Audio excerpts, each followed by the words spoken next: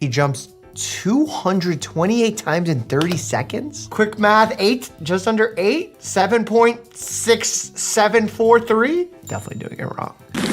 Whoa! He would make a good Irish dancer.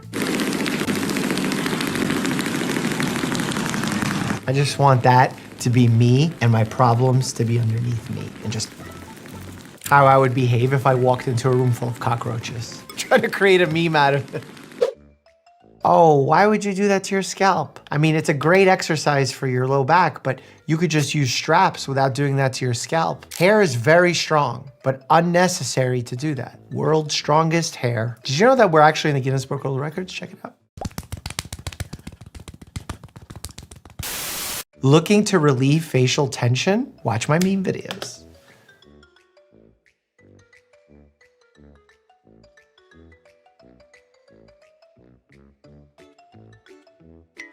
What? Huh? What did I just witness? The horror. Especially during residency, absolutely. Oh, this is a nurse. So yes, every day is a hard day. When I see guys in the gym, locker room staying up to date on their COVID vaccinations. They're just getting their flu shots. But why are they getting it in their butts? Probably steroids. Best hack to motivate yourself to run. Run every day for 30 minutes. If you miss one day, add 30 minutes to the next. It works really well. Tomorrow, I'm running for 3 weeks. Honestly, start slow, work your way up. Forgive yourself if you miss a day, move on. Everyone always makes fun of white people for not washing their legs. Do people make fun of white people for not washing their legs? I don't get it. It's like the runoff water does the job. Like, I've never actually washed my legs. I wash my legs, I think. Sometimes. I mean, if there's something on them, if I got like a little dog drool on them. No, you scrub the legs, especially dry skin. You want to use the loofah on there to do a little light exfoliation. We got greenhouse, we got tiny house, we got big house, we got house cat, we got dog house, we got outhouse, we got Amazon warehouse, we got Sprouts. What's we got Sprouts? Horse, we got hose, we got International House of Pancakes, we got Full House, Oh my God, it's so we got good. Frat House, we got Houseless, we got Outback Steakhouse, Oh my we got God. Haunted House, we got Gingerbread House, When will we it got stop? Bird House, we got House Arrest, we got Lighthouse, we got Can't Afford a House, we got Hype House, Hype House. and we got Doc. Let's click from Adam's.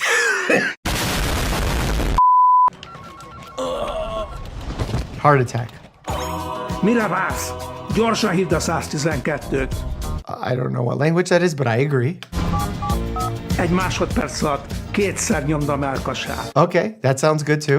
Találd meg a saját zenei stílusot. Yeah, staying alive. Akkor nyomjuk neki. Okay. Is this the person from a meme? Oh, okay. This is the best educational clip I've ever seen for chest compressions. Better than mine. I will survive. Copyright killing the channel until we stay alive. Oh. Oh, we got Shakira? See, that's what I want playing when someone's trying to bring me back to life. But isn't that great? The guy, you've reacted to so many memes with that guy Yeah. as a doctor. And now he's a doctor saving lives. Can we hit up and ask if we can borrow that? Can we borrow him? Did you give it yet? Yeah. I'm actually giving him the last vial right now. What do you mean the last vial? There you go. What? What? You said to give him 3 milligrams of epinephrine, so I gave him 3 milligrams. I said 0.3. 0.3 is the dose that we would give during anaphylaxis. Oh no. I feel alive. Easy, just calm down. I can see right through you. That's not what's happening. What's happening is the heart is about to go tachycardic and hypertensive. What's his heart rate? 235. Fantastic. We actually have a list of medications in the hospital that are called sound-alike medications that have warnings at every nurse's station, doctor station to warn us of these things. This is what it looks like. Ashley, on this diagram of the nerves... Oh, I hate this. I hate this. This is gonna make me feel bad about myself. I don't even want to participate. In the rear of your leg, what nerve just above the foot is missing? Oh no, don't ask me about the peroneal Medial nerve. nerve. Correct, Shivani. In this picture, what are the names of the 3 nerves found just after the dorsal scapular nerve? The long thoracic nerve? The phrenic nerve, supraclavicular nerve, and axillary nerve. Correct. Jesus. She studied that right before. That's not fair. Oh my God, this is my biggest fear. Oh my God, what happens if they fall? Do they have a rope? Please tell me they have a rope. First of all, who goes in a hot air balloon? Aren't they like blimps and have issues all the time? Oh my God, how are they breathing? It feels like it's so high up. I would never do that. You can't pay me to do it. Back to the TikToks in just a second, but first I want to tell you about True Classic, a clothing brand that actually fits me. It's so hard shopping for clothes online because so often things just don't fit right. And as a full-time doctor, YouTuber, and dog dad, I just don't have time to go to the mall and try things on myself. Fortunately, I found True Classic, and now my closet is full of shirts that actually fit me. They're a little tighter around the arms and chest, you know, to show off those gains, and a little looser around my midsection to make them super comfortable to wear, especially for long hours. I wear these shirts all over the place, whether I'm traveling, out to dinner, or just working at home. They fit every occasion. And it's not just t-shirts either. They sell long sleeves, Henleys, button-ups, joggers, a ton of great gifts for the guys in your life. Upgrade your closet and shop now to unlock huge savings during their holiday sale of ultra comfortable, perfect fitting essentials. Just go to trueclassic.com/Dr. Mike to save now. Let them know I sent you. All right, let's get back to the TikToks. Oh! Right on the lumbars. Oh my God. I didn't think he fell that hard on his pelvis to break his sacrum or coccyx, but if he broke his tailbone, oh man, that's a donut pillow for at least 4 to 8 weeks. Wait, oh wow, hold on a second. So he's balancing himself on a wine bottle / champagne bottle / rosé bottle while using the other arm pushing coins. And this is important solely because of views. And he's doing a push-up. That's sick. This is the strongest person ever. I shouldn't have said anything negative. I'm gonna get beat up. I apologize. You did great, sir. Oh, I'm your friendly dog from down the lane. You won't believe the things I've seen. It's insane. This is a pretty interesting song. Folks are munching lunchly, and it's a disgrace. Moldy cheese in the sandwich and a stomach ache. Don't eat that lunchly. It's a health attack. What's a health attack? This is worse than what happened with the thumbnails. Your mind's in a fog. You're all distraught.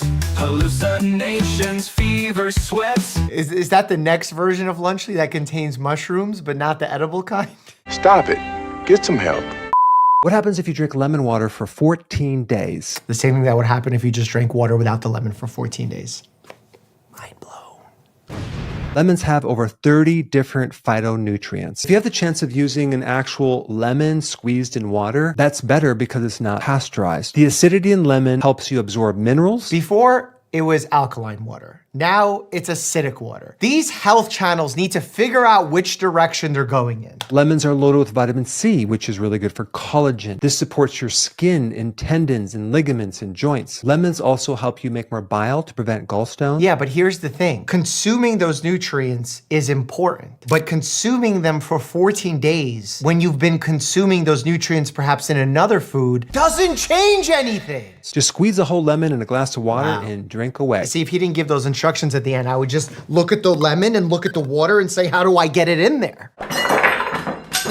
Well, when life gives you lemons.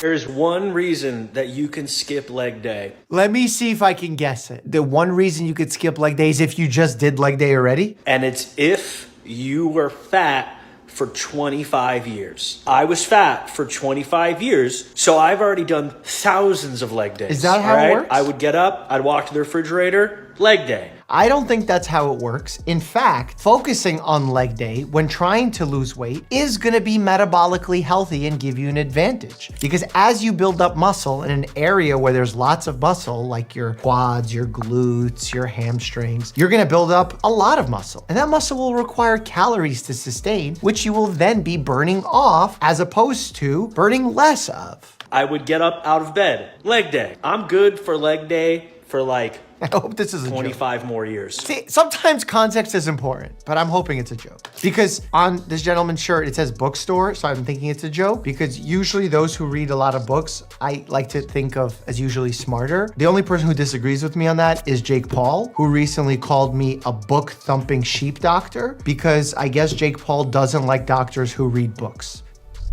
Best of luck.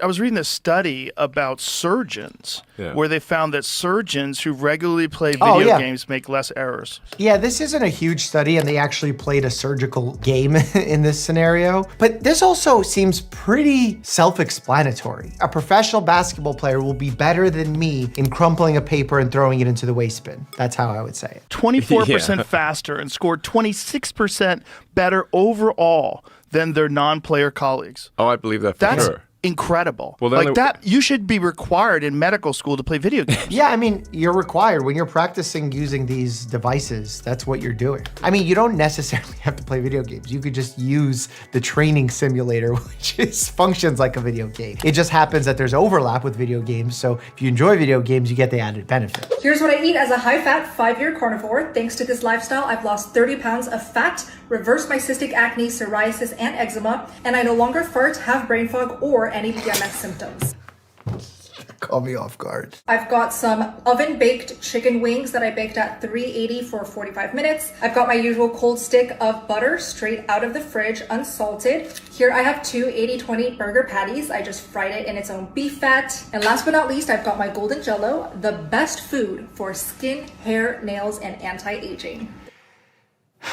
How am I gonna do this? I can't say anything about what this is doing to this individual's body, because if it's working for them, I'm happy and that's good. I'm not one to comment. But for you, don't ever do this. I can't even think of a specific situation where I would recommend it. There is so much risk from the overconsumption of saturated fat, the lack of fiber, the lack of certain vitamins and minerals, the lack of diversity of foods. But again, generally speaking, not telling you what to do, because I'm not your doctor. What do you think about no longer farting?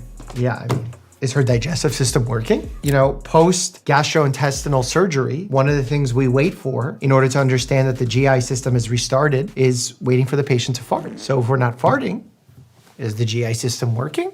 That's a good question. I don't know. Okay, we're doing, wait, hold on a second. Is he seriously just training one side of his body, or is this a medical condition? My arm's actually paralyzed. Basically, that actually happened because I was riding a snowmobile and I crashed into a tree. And it must have torn the brachial plexus. Head flung one way, nerves tore out. There you go, man. That's how you paralyze your arm. This is actually a picture. I did my first bodybuilding show like a little over 2 weeks ago. It really helped me gain more confidence in myself, and I kind of surprised myself in what I'm capable of doing. That's awesome. And you're also improving your health metabolically because you're putting on the muscle. So, you know, always strive for more, never give up. Facts on facts on facts. Finally, a TikTok I can get behind. I'm at the ER because I was half asleep and I needed to put my antibiotic eye drops in tonight. And instead of grabbing the eye drops, I grabbed the Kiss nail glue. She put nail glue in her eye? This is them rinsing my eye out. They already took out 3 shards of super glue. That's incredible, because I don't know how that super glue reacts with the tears. Chemicals all have these really unique interactions, and anytime you get something in your eyes, going to one of these eye wash stations is the most important thing, rinsing out. Not necessarily rubbing, because rubbing can create more damage. There's some acids like sulfuric acid. If it gets into your eyes, not only does it cause a chemical burn, but the chemical itself reacts with the water and creates a thermal burn as well. So you're getting like double the burn on your eye. Ugh. Doctors did say that because she rushed to the bathroom to attempt to wash the glue out, the overall damage was minimal. See, eye wash right away, first step, most important. Hi, I'm Sophie. I was born with a life-threatening lung disease called cystic fibrosis. I was told I wouldn't live beyond 16 years old, and at 19 years old, I was given 2 years to live. I am now 32 and have dedicated my life to my passion of defying the odds via pushing my physical and mental boundaries, doing all the things I got told I'd never achieve. I'm going for the world record of the most consecutive marathons run by someone with cystic fibrosis. I hope to inspire one person to have the courage to chase their goals. Oh my God. This must be a treatment for cystic fibrosis because cystic fibrosis is a genetic condition that creates excess mucus, and that mucus can make it very difficult to breathe for your GI system to function. What's interesting about cystic fibrosis is that the life expectancy in the last 20 years has nearly doubled. Dog is adorable. First of all, nobody wants to hear it. They ask you being polite, but then if you start telling them about your anatomy lab, your OMT lab, your boards that are coming up, people are just like, doctor, can you show me where the pain is coming from? Me shows a text that has been seen with no reply. If I'm struggling in a relationship, I would just show a text from my ex and I'll be like,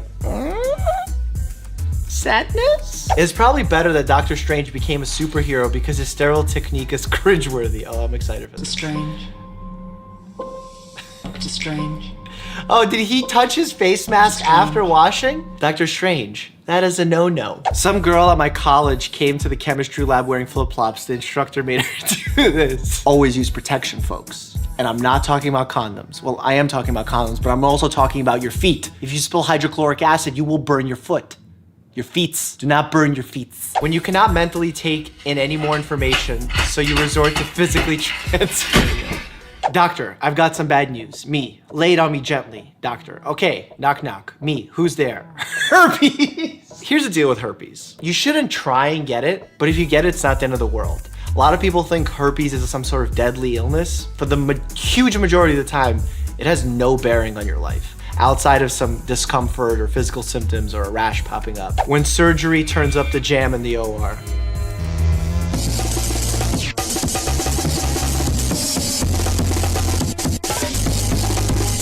Yo, surgery room gets lit. $50 to walk in the door, prescribes green tea with lemon and honey. I just paid a copay for you to tell me to drink honey? My grandma told me I can have honey. What did you go to school for? I just saved you unnecessary antibiotics that had you have taken unnecessarily for your viral illness, you would have then developed diarrhea down here, possibly a rash up here, possibly anaphylaxis in here, which means your throat closes and you end up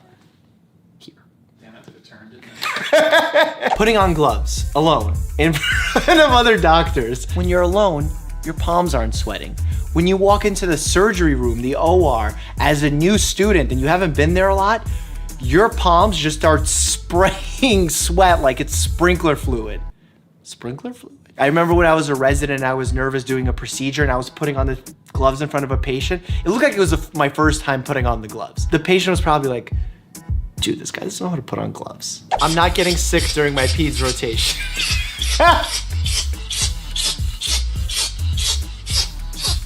I remember I'm on peds in the hospital and I'm doing my rounds and I'm all cheery and I'm like, okay, little baby, say ah. And just as they say ah, the baby goes right into my mouth. I tasted the baby's saliva and they had Coxsackie. It's a virus. Ugh. Doctor, his palms are sweaty, knees weak, arms are heavy, there's vomit on the sweater already. Did you just quote Eminem? Ma'am, your husband's alcohol problem is not a joke. On the surface, he looks calm and ready to drop bombs, but he keeps on forgetting what he wrote down the whole... Okay. Oh yeah, didn't James Charles just... Yo, James Charles got demonetized for some craziness for singing like womp womp womp. Yo, M, please. We have a lot in common. I'm from Russia, you're from Detroit. I'm white, you're white, you rap, I don't. Don't demonetize me, bruh. When your attending gives incorrect instructions, but you really want a letter of recommendation, you have to figure out a way to tell them that you don't think it's right or what you've read is wrong. Trying to learn a new skill in medicine, okay, like... hand up for you, okay? Let mommy go. 2, 3. Go ahead, Win. Okay, now Winston goes and you wink. Go ahead, D. Oh, shit. Open up, please. Me. Sometimes I get sad. It's really funny. I like this one. This one makes me happy. I don't know why. But yeah, it's okay to get sad. You only appreciate the sunrise when you've seen the sunset. Me. I think I have cancer. Doctor, it's all in your head. Phew. A bunch of tumors all in your head. Yeah, that's a meme. Your patient drinks, smokes, consumes 6 cups of coffee daily, has diabetes, high cholesterol, BMI of 40, BP 160 over 110, doesn't adhere to his meds, but it takes a daily multivitamin. Why are you still alive? I don't know if any of you have ever heard of House of God. It's a great book, Samuel Shem. It always talks about the unhealthiest people living the longest. It feels like they never croak. Their blood pressure is poorly controlled, they're overweight, they don't take their medications appropriately, but then they're like, oh, but I take my Flintstones daily vitamin. When you scrub in for the first time and walk up to the operating table like, I'm not sure what to do with my hands. Honestly, it's true because you have to keep your hands like this, or like this, or like this, because you can't drop them too low because that area is not sterile. You can't put them on your face because that's not sterile. So you have to like keep everything like this. And if you sneeze, you have to sneeze forward. The worst thing that you can do is turn to the side and sneeze, because then all the sneeze particles comes out onto the patient from the side of your mask. Texas, 14-year-old virgin falls pregnant after flu shot. Hell no. Why myself or my kids will never get the flu shot? One of the many reasons. What? Unless you're dating a guy and you've nicknamed him Flu Shot, ain't no way a flu shot's getting you pregnant, baby boo. Nurse, you may not feel anything from the waist down. Him. Just then? What? Oh. I would have written this meme as, you may not feel anything from the waist down. And I want to say as him, wanna bet? You are the mother. You are great. You are magnificent. You can do whatever you want to do in this world. Get your mother shine on today because you can.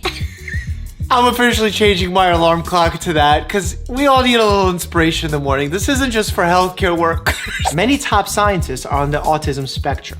So technically, autism causes vaccines. What movie is this from with The Rock? This looks old school. But yeah. No, it doesn't! Mike, carbs are bad for you. Also, Mike eats Kinder eggs. Dude, keto for 30 days with no carbs, no sugar was tough. So when I finish keto and I get a package of Kinder eggs, you best bet I'm gonna go in. So do you like touch my balls first, or how does this work? Steven, I'm your dentist. Hold on a second, this picture is not accurate. Why does he have the stethoscope? Doctor, it's okay, your wife's in a better place. Heaven? My apartment. Oh my God. When the parents refuse all vaccines and the newborn screening because they're all natural, but then demand the circumcision. I love this guy's meme face. I don't know what's been going on with circumcision lately being in the news. Everyone's talking about it. There's a huge uproar. There are health benefits to getting a circumcision. There are health risks to getting a circumcision. The health benefits are pretty few and far in between, but if some people for religious reasons want to get one and there are some health benefits, we do them. Let's make a circumcision video. No, wait, that sounds bad. Let's make a video discussing circumcision. I pass this every day and it always seems like someone caught in a lie. Where do you work? Oh, the medical building. Oh, what's the address? 12345? Geez, what do you do there? It's the surgery center. I didn't even see the 12345. That's crazy. Sure, you're a doctor. Then how do you explain all your free time? That's a question I can relate to. Making YouTube videos, going on television. I mean, Ryan Seacrest the other day was like, are you a real doctor? Michael Strahan's like, are you a real doctor? Yes, I'm a real doctor. Board certified family physician here. What's up, y'all? Other student, how are rotations going? What I say, living the dream. What I mean. Doctor, any drugs? Patients in the ER. Nope. I'll have young folks come in and they look like they just came from a rave concert, from Ultra, Coachella, Burning Man, whatever it is. And they're like, I don't feel good, doc. And I'm like, well, tell me what's been going on. What'd you got? Oh, I just came back from this concert. We were raving all weekend. Well, did you do any drugs? No. Did you drink any alcohol? No. Tell me, let's talk about it. How can I help you if I don't know the truth? Vaccines cause adults. I'll take all the immunity you got. Thanks, fam. I would wear that shirt. Vaccines cause adults. You know what's funny? I could totally see an anti-vax person seeing that, be like, oh my God, you believe in that too? When a patient's blood pressure is off, so the attending asks you to take it manually, thinking it will somehow be more accurate. Aw. It's so easy to check blood pressure. You should know how to do it. Do not lose your art of the physical exam. Do you need another stool sample, doctor? I didn't even ask for the first stool. Doctor, your wife is pregnant. No, she isn't. I was wearing a condom. Yeah, but I wasn't. Why are all the things about doctors cheating with their patients' wives? I don't understand. Ask yourself, is she actually thick? Or is she just suffering from lumbar lordosis? Whenever you say lordosis or kyphosis, that's actually the curvature of the spine. And if you have extra kyphosis or extra lordosis, it accentuates that curve. Doctor, you're gonna be a vegetable for the rest of your life. Patient, I'm vegan, so that's amazing. Speaking of vegan, I'm about to make a 30-day vegan video. Full leg cast above the knee. I don't know what injury she had. Say, that's not a bad idea.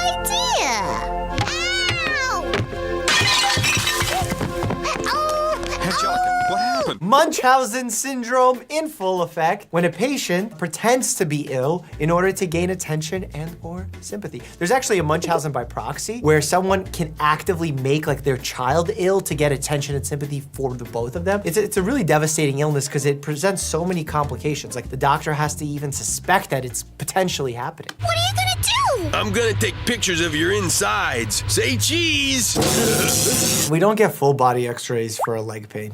Like, there's no point of that. It's just exposing you to more radiation. They're targeted. It's kind of strange at first, but after a while, you get to like it. When the x-ray tech or the radiology specialist is in there with you, they actually start the machine up, go behind a wall so they're protected because otherwise they're exposed to so much radiation over the dozens and dozens of tests they do in a given day. It's not healthy. We'll be sick forever unless I can extract some mitochondria from the virus and make a vaccine. Okay, medically, he just spoke gibberish. Getting the mitochondria, the energy center of the cell, not the powerhouse of the cell, will not allow you to create a vaccine. If you want to create a vaccine, you create a protein on the surface of it, then you put it into the body and allow the immune system to recognize it. You know, the way that we traditionally make vaccines. I don't know what he's talking about. Look, there's Carl's brain. Where? I don't see it. Is it behind that walnut on a stick? Your brain is a lot bigger than that. I got people inside me. Why, whenever they do medical procedures on cartoons, they like strap people in like it's a torture device? All right, they just traveled into the stomach. So right away, if this was to happen, the acid would melt their little inflatable raft here, and they would fall into the acid and lose their lives. Which is why, by the way, drinking alkalized water is complete horse poop. The reason I say it is because when you drink the alkalized water, that means it has like a pH of 8 instead of 7. It falls into your stomach acid, which has a pH of like 2. What do you think happens to the pH of 8 when it mixes with a huge container of pH of 2? No longer alkaline. Well, where to next, Douglas? The mountains? The Arctic? I feel like these are the current devices we have now. You hop on a Peloton, and it's like, where do you want to ride? Through what trail? And to me, like, I understand a lot of people don't have time to go outside or the weather's not cooperative, but like, folks, spend some time outdoors. It's cool, too. No. You need to start out slow, Doug. See, the important thing is not to strain yourself.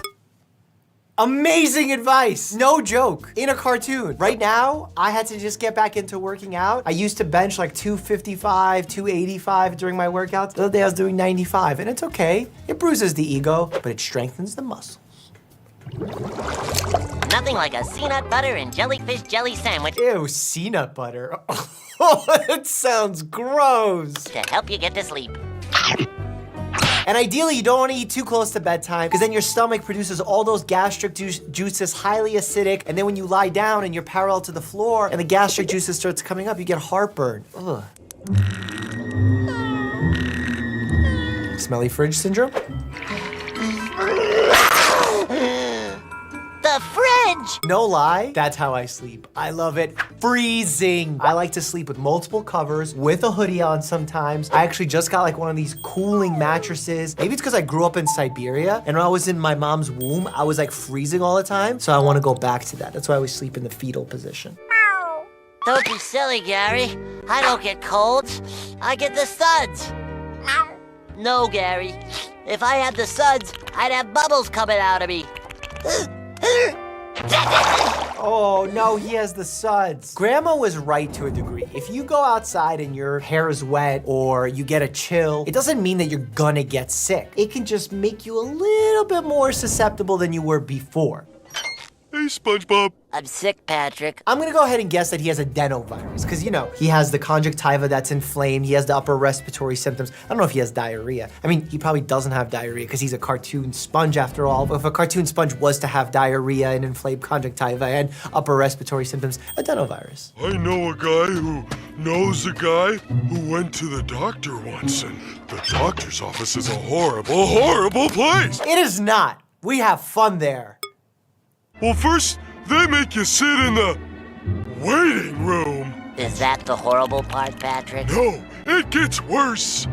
They make you read old magazines. I don't know why that is. Can we update our magazine collection in the medical offices? For God's sake, who wants to read about People magazine from 2006? I mean, we know Britney was killing it back then, but we want to know what's up now. Was that the year she was killing? Then the doctor pulls out his stethoscope. It's a device so sinister, so icy cold when it touches your bare flesh, it... Honestly, the cold stethoscope is one of the meanest things a provider can do for you. Every time before I make contact with the patient's chest and or back to listen to lungs, I do one of these. And I get some of the warmth of my hand onto the stethoscope. It's the least you can do for your patients. You gotta help me get better, Patrick. Please. I'm so excited to see what Patrick's about to recommend. If he says Manuka honey, I might give the starfish a high five. I have been a doctor for like 7-8 years. Medical school, 4 years. I do not know what that thing is on Patrick's head that doctors used to wear back in the day. It doesn't make sense. It reflects light. It has a hole in the middle. I have no idea what it is, what it does. I've even worn it as part of a Halloween costume. Oh my God, I actually look like a doctor. It appears as though we'll have to plug up these holes. This ought to do the trick. Voila! Feel better? I don't know. Well, I'm gonna do a hyper-analysis here. See, what's happening is instead of treating SpongeBob's core illness, he's treating the symptoms only. If this is a viral illness, that's a perfectly acceptable way to go about it, to allow the immune system time to heal, to rest, to improve itself. But if it's a bacterial infection, we're missing it. We're treating symptoms and not treating the underlying cause. Could be a big cause for concern there, Patrick. My lawyers will be in touch. Or as my legal eagle friend says it, I'll see you in court. I'll see you in court. Feeling better yet? Not really. Why did he pull out his tooth? How about no? I don't think so. Actually, you may think this is silly. This is something we sort of do in the hospitals. It's called chest physical therapy. If a patient has a lot of mucus, we actually have specialized beds that perform this like thumping feature that helps clear out the mucus. In patients who have cystic fibrosis, we actually need this type of chest physical therapy to be done on a regular basis in order to help them expel that mucus and prevent blockages in the airways. Kind of crazy that SpongeBob has some level of medical accuracy. Who knew? It seems you have the suds. Are you ready for your treatment? The doctor's wearing the thing again. What is that thing? What is it doing? And why is there a fish anatomy in the background when there's a sponge patient? Different species. Well, it looks like your gluteus maximus has made a full recovery. Oh, his gluteus maximus. They're using proper anatomical terms. I guess he tore a muscle in his buttock. Your butt's all better. It's really quite amazing. I love that they did an x-ray. First of all, you can't x-ray a gluteus maximus. You can't x-ray muscles. You can x-ray bones, joints, but not muscles. It took 20 hours to put it all back together. We actually ran out of staples and had to use a glue stick. There is a fact here. In closing skin, there are both of those options. For example, if you get a cut on your skull, you could actually close it with staples. It works quite well. If you get a small cut on your hand, we have skin glue that can keep it together. Isn't that cool? SpongeBob, what's up? Ah, doctor. Thank goodness you're here. They're wearing the thing on the heads again. And what seems to be the problem today? My throat hurts! Why is this patient admitted inpatient into a hospital for a throat ache? With, again, a chart on the bedside that looks like a stock market chart more than it does an EKG. What even is that? I'll need 1 medical sea chicken. What's a medical sea chicken?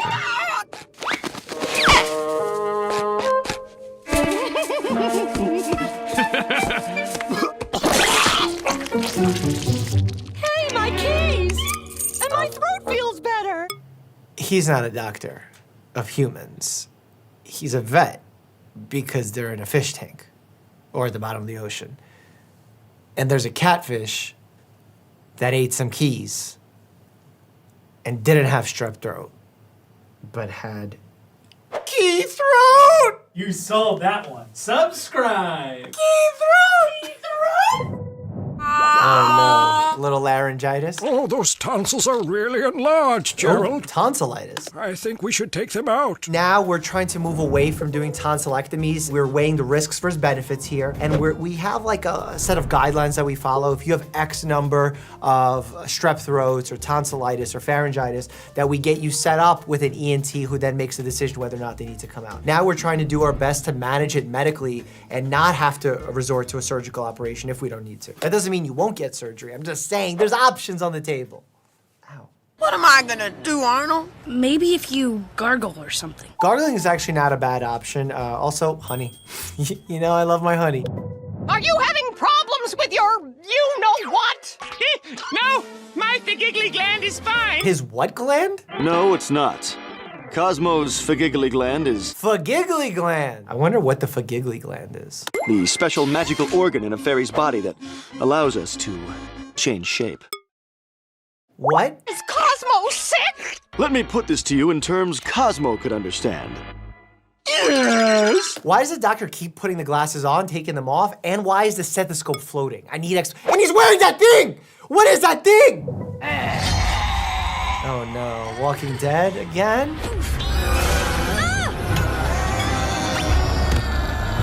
Why are they all jaundiced? What the? It looks okay. 986 degrees. 98.6 degrees, normal body temperature? This morning, our house became infested with an acute febrile contagious virus. Ooh. Or as it's known on the street, the flu. Ooh, the flu. We haven't been seeing much of that lately. With 13 louds packed into 1,200 square feet, when someone gets sick, it spreads like the plague. That's true, actually, in like college dorm rooms, military barracks. Anytime you have people living in close proximity, it's very easy for one person to get sick and then get everybody else sick. In case we're attacked, this concoction will slow down the infected. What is it, boogers? Tastes like chicken soup. Oh. That's because it is chicken soup. I would be just shooting out of my mouth all day. I love chicken soup. They won't let go! Help! Stop making so much noise. It's just a purple pentapus. Oh, it's a purple pentapus. I've never heard of a purple pentapus. I don't know why this popped into my head. If you ever heard of molluscum contagiosum, it sounds really serious, but it's not really that scary of a virus that causes like these little skin pearly papules to pop up. It happens more often in kids, people who share towels. Sometimes they're sexually transferred. I like when they just like rub them like that. And they just pop right off. Morgan School. Good morning, class. Good morning, Miss Pancreas. Miss Pancreas. Miss Pancreas? Yes, bladder? That doesn't look like a bladder. That looks like a lemon. Can I go to the bathroom? And ironic that the bladder has to go. You'll have to wait till after roll call. Oh my God, this is so embarrassing. I remember in like 2nd or 3rd grade, I asked the teacher to go to the bathroom and she said no, and I peed myself in class. Oh, egg salad from a gas station bathroom? Oh. You can't imagine the amount of bacteria that can grow on old egg salad. When we test our medical boards, there's certain foods that are labeled as potentially problematic, especially when you reheat them. Reheated rice, reheated potato salad, egg sandwiches, raw chicken, raw meats, obviously. Seeing an egg sandwich causes some kind of serious flashback for me to my med school days. All that's coming to mind from my medical boards is salmonella, salmonella, salmonella, which causes massive inflammation in your intestines, which causes a massive fever. You can get really sick from it. Like you can go into sepsis from that kind of infection. You're not gonna eat a sandwich from a truck stop men's room, are you? What's the worst thing that could happen? A lot of things can happen. Not only can that salmonella be there, but remember, every time a public toilet, or any toilet for that matter, gets flushed, the bacteria that's inside that toilet gets shot out across the bathroom. And if there are those hand air dryers that everyone thinks are all so fancy, they just blow around that bacteria, so know that there is E. coli everywhere. I kind of miss the days of when we were able to close the toilets before flushing them in public bathrooms. Ugh. It's like a party in my mouth and everyone's throwing up. Oh, that's so gross. That's an illness that's gonna have very rapid onset. So if someone eats something suspicious and then gets sick 3-4 days later, I wouldn't necessarily think it's because of the food. Suspicious food intake usually causes illness within the next 24 hours. There, fixed forever.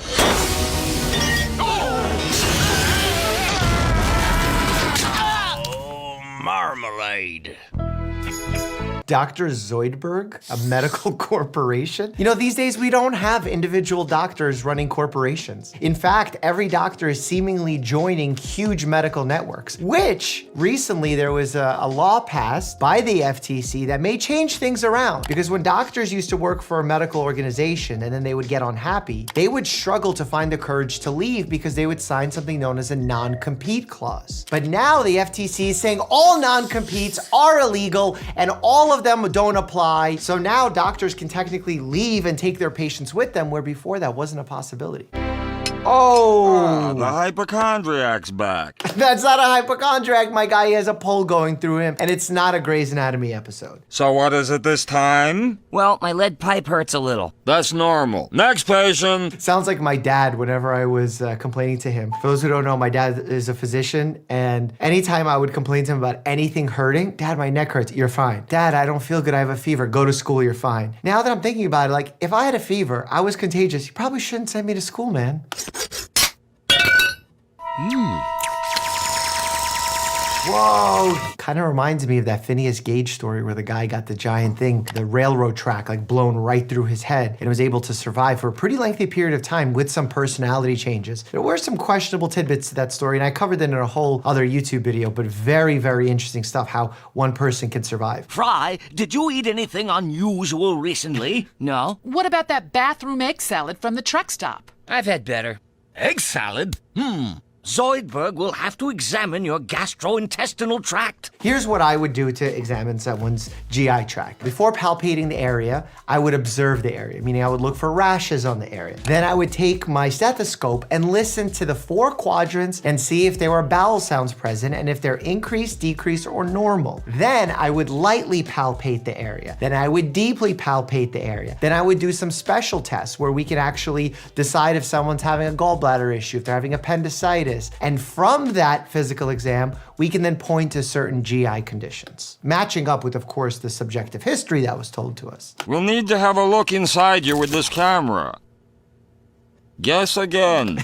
So upper endoscopy can check out the esophagus, the stomach, the small intestine. But once you want to go into the colon, the large intestine, the rectal region, you're going to have to use probably a full-on colonoscopy from down below. What's pretty cool is when they do a colonoscopy, they actually blow air in to make sure that they can see the area completely, because you want to be able to catch cancers, polyps, etc. And what's interesting is the amount of time that a doctor spends pulling the scope out, meaning slowly rechecking the area, pretty closely correlates with their ability to not miss lesions. Watch for any subtle irregularity in Fry's bowel. Star Wars Mansion. One of the more common things that we find on colonoscopies is something known as diverticulosis, where you have like a little outpouching inside the large intestine. That usually happens as a result of, over time, bearing down, especially if someone has constipation quite often. And on its own, it's usually not problematic, but if it gets infected, that diverticulosis can become diverticulitis, and that does require, in many cases, inpatient management and IV antibiotics. Worms? So the eggs in that egg salad sandwich were... Correct! Worm eggs! And the mayonnaise was probably none too fresh either. It's nauseating, man!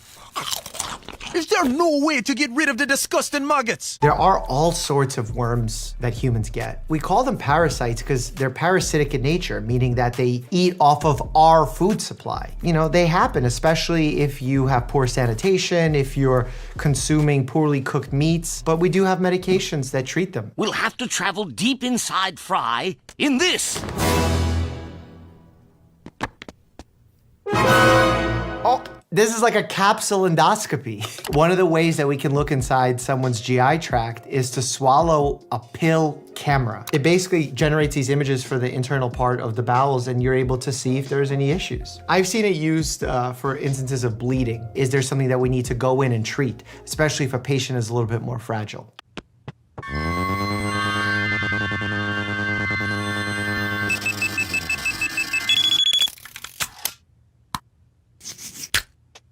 Whoa. Yeah. So this is what they mean when they say, I wish I was a fly on the wall. Your net suits will let you experience Fry's worm-infested bowels as if you were actually wriggling through them. Why not just give him like albendazole or one of these anti-parasitic medications and be done with it? Is everyone present? Definitely. Yes. Here's the plan.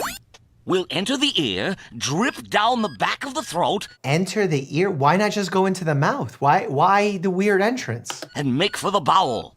There, we'll irritate the pelvic splanchnic ganglion and cause an intestinal spasm, expelling, among other things, the parasites. You know, when the GI tract is irritated, it spasms on its own, and it gets irritated, and it creates diarrhea, and diarrhea washes the area out. That's why diarrhea is like a survival thing. But it can also harm you, obviously, if you're not able to rehydrate. Fry can't know anything about the mission. If he finds out, the worms will try to defend themselves. Leela, your role is to distract Fry so he doesn't notice. Aren't they microscopic? How does she see them? Or maybe her one eye is just like really good.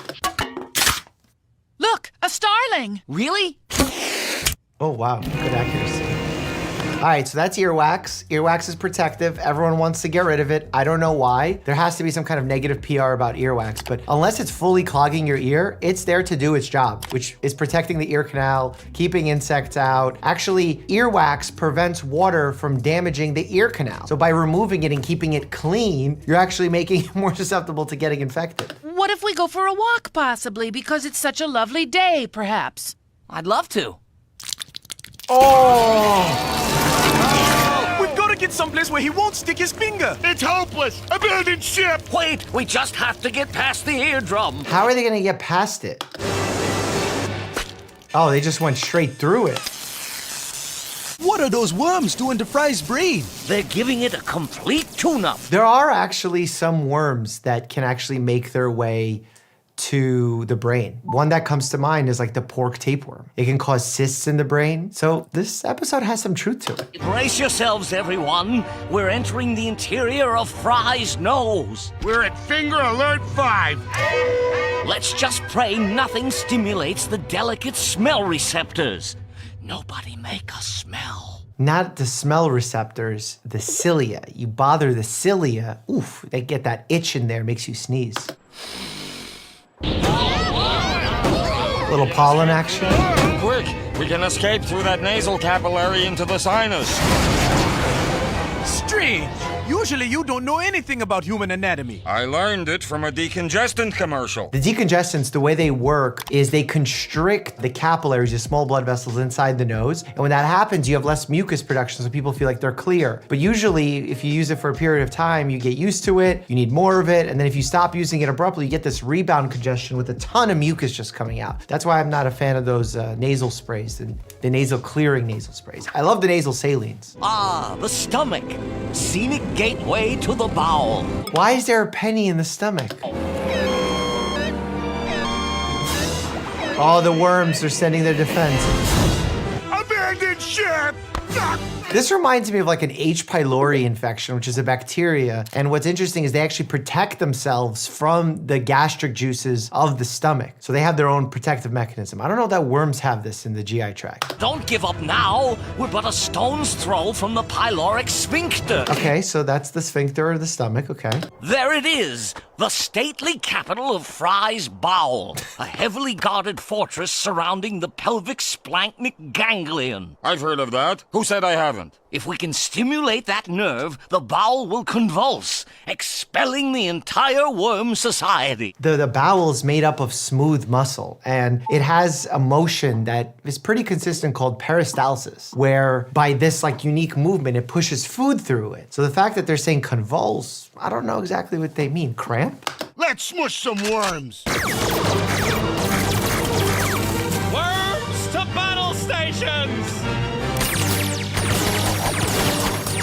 Next time I give a patient an anti-parasitic, like some albendazole thing, I'm gonna literally imagine that this is what's happening. Or just show this scene to the patient. They're gonna be like, what are you showing? The nerve is through here.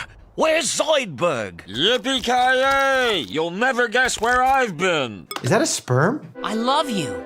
You do? Yes, but it's only recently that I've been able to articulate my thoughts. I love you, Leela, and I always have. Fry, that's the sweetest, most wonderful... Wait, recently? Like since you ate that toilet sandwich? Yeah. I don't know why, but my life really turned around that day. Why are the worms helping him? You know, if you eat a tapeworm, it can grow so long, like many feet in length, and it can eat so much of your nutrients to take away your nutrients, where you can become anemic. You can actually start losing mega amounts of weight because the tapeworm is just feeding on what's supposed to be your sustenance. Stay here. Freshen your narcotina? Please, I need something to settle my stomach. Oh. I feel like if you suffer with IBS, this is what's going on in your stomach just all the time. Oh! Oh! Oh, I'm okay. Leela, you ignorant dope! Did you ever stop to think that Fry is better off with worms? I feel like this deserves to be its own TikTok thing. They have the parasite cleanses where people are doing these ridiculous things to cleanse from parasites, which is just strange. Now they're having parasite love videos where people end up loving their parasites. Oh, Fry, I love what you've become. What I've become. What is it? There's just something I have to find out. What is he gonna poop? Who controls this bowel? Who wants to know? I am the Lord Mayor of Cologne. Cologne! You mean colon? State your business. Your Excellency, have you ever been in love? No. Doesn't he know you should never negotiate with terrorists? They're terrorizing his colon. A wonderful girl loves me, but I need to know if it's really me she loves or just what you worms have made of me.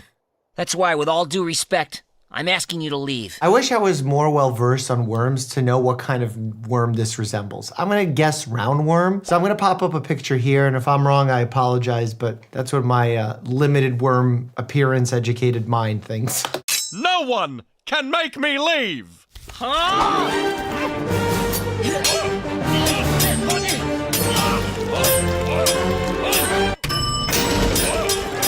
What kind of elevator exists in the colon that gets you to the brain?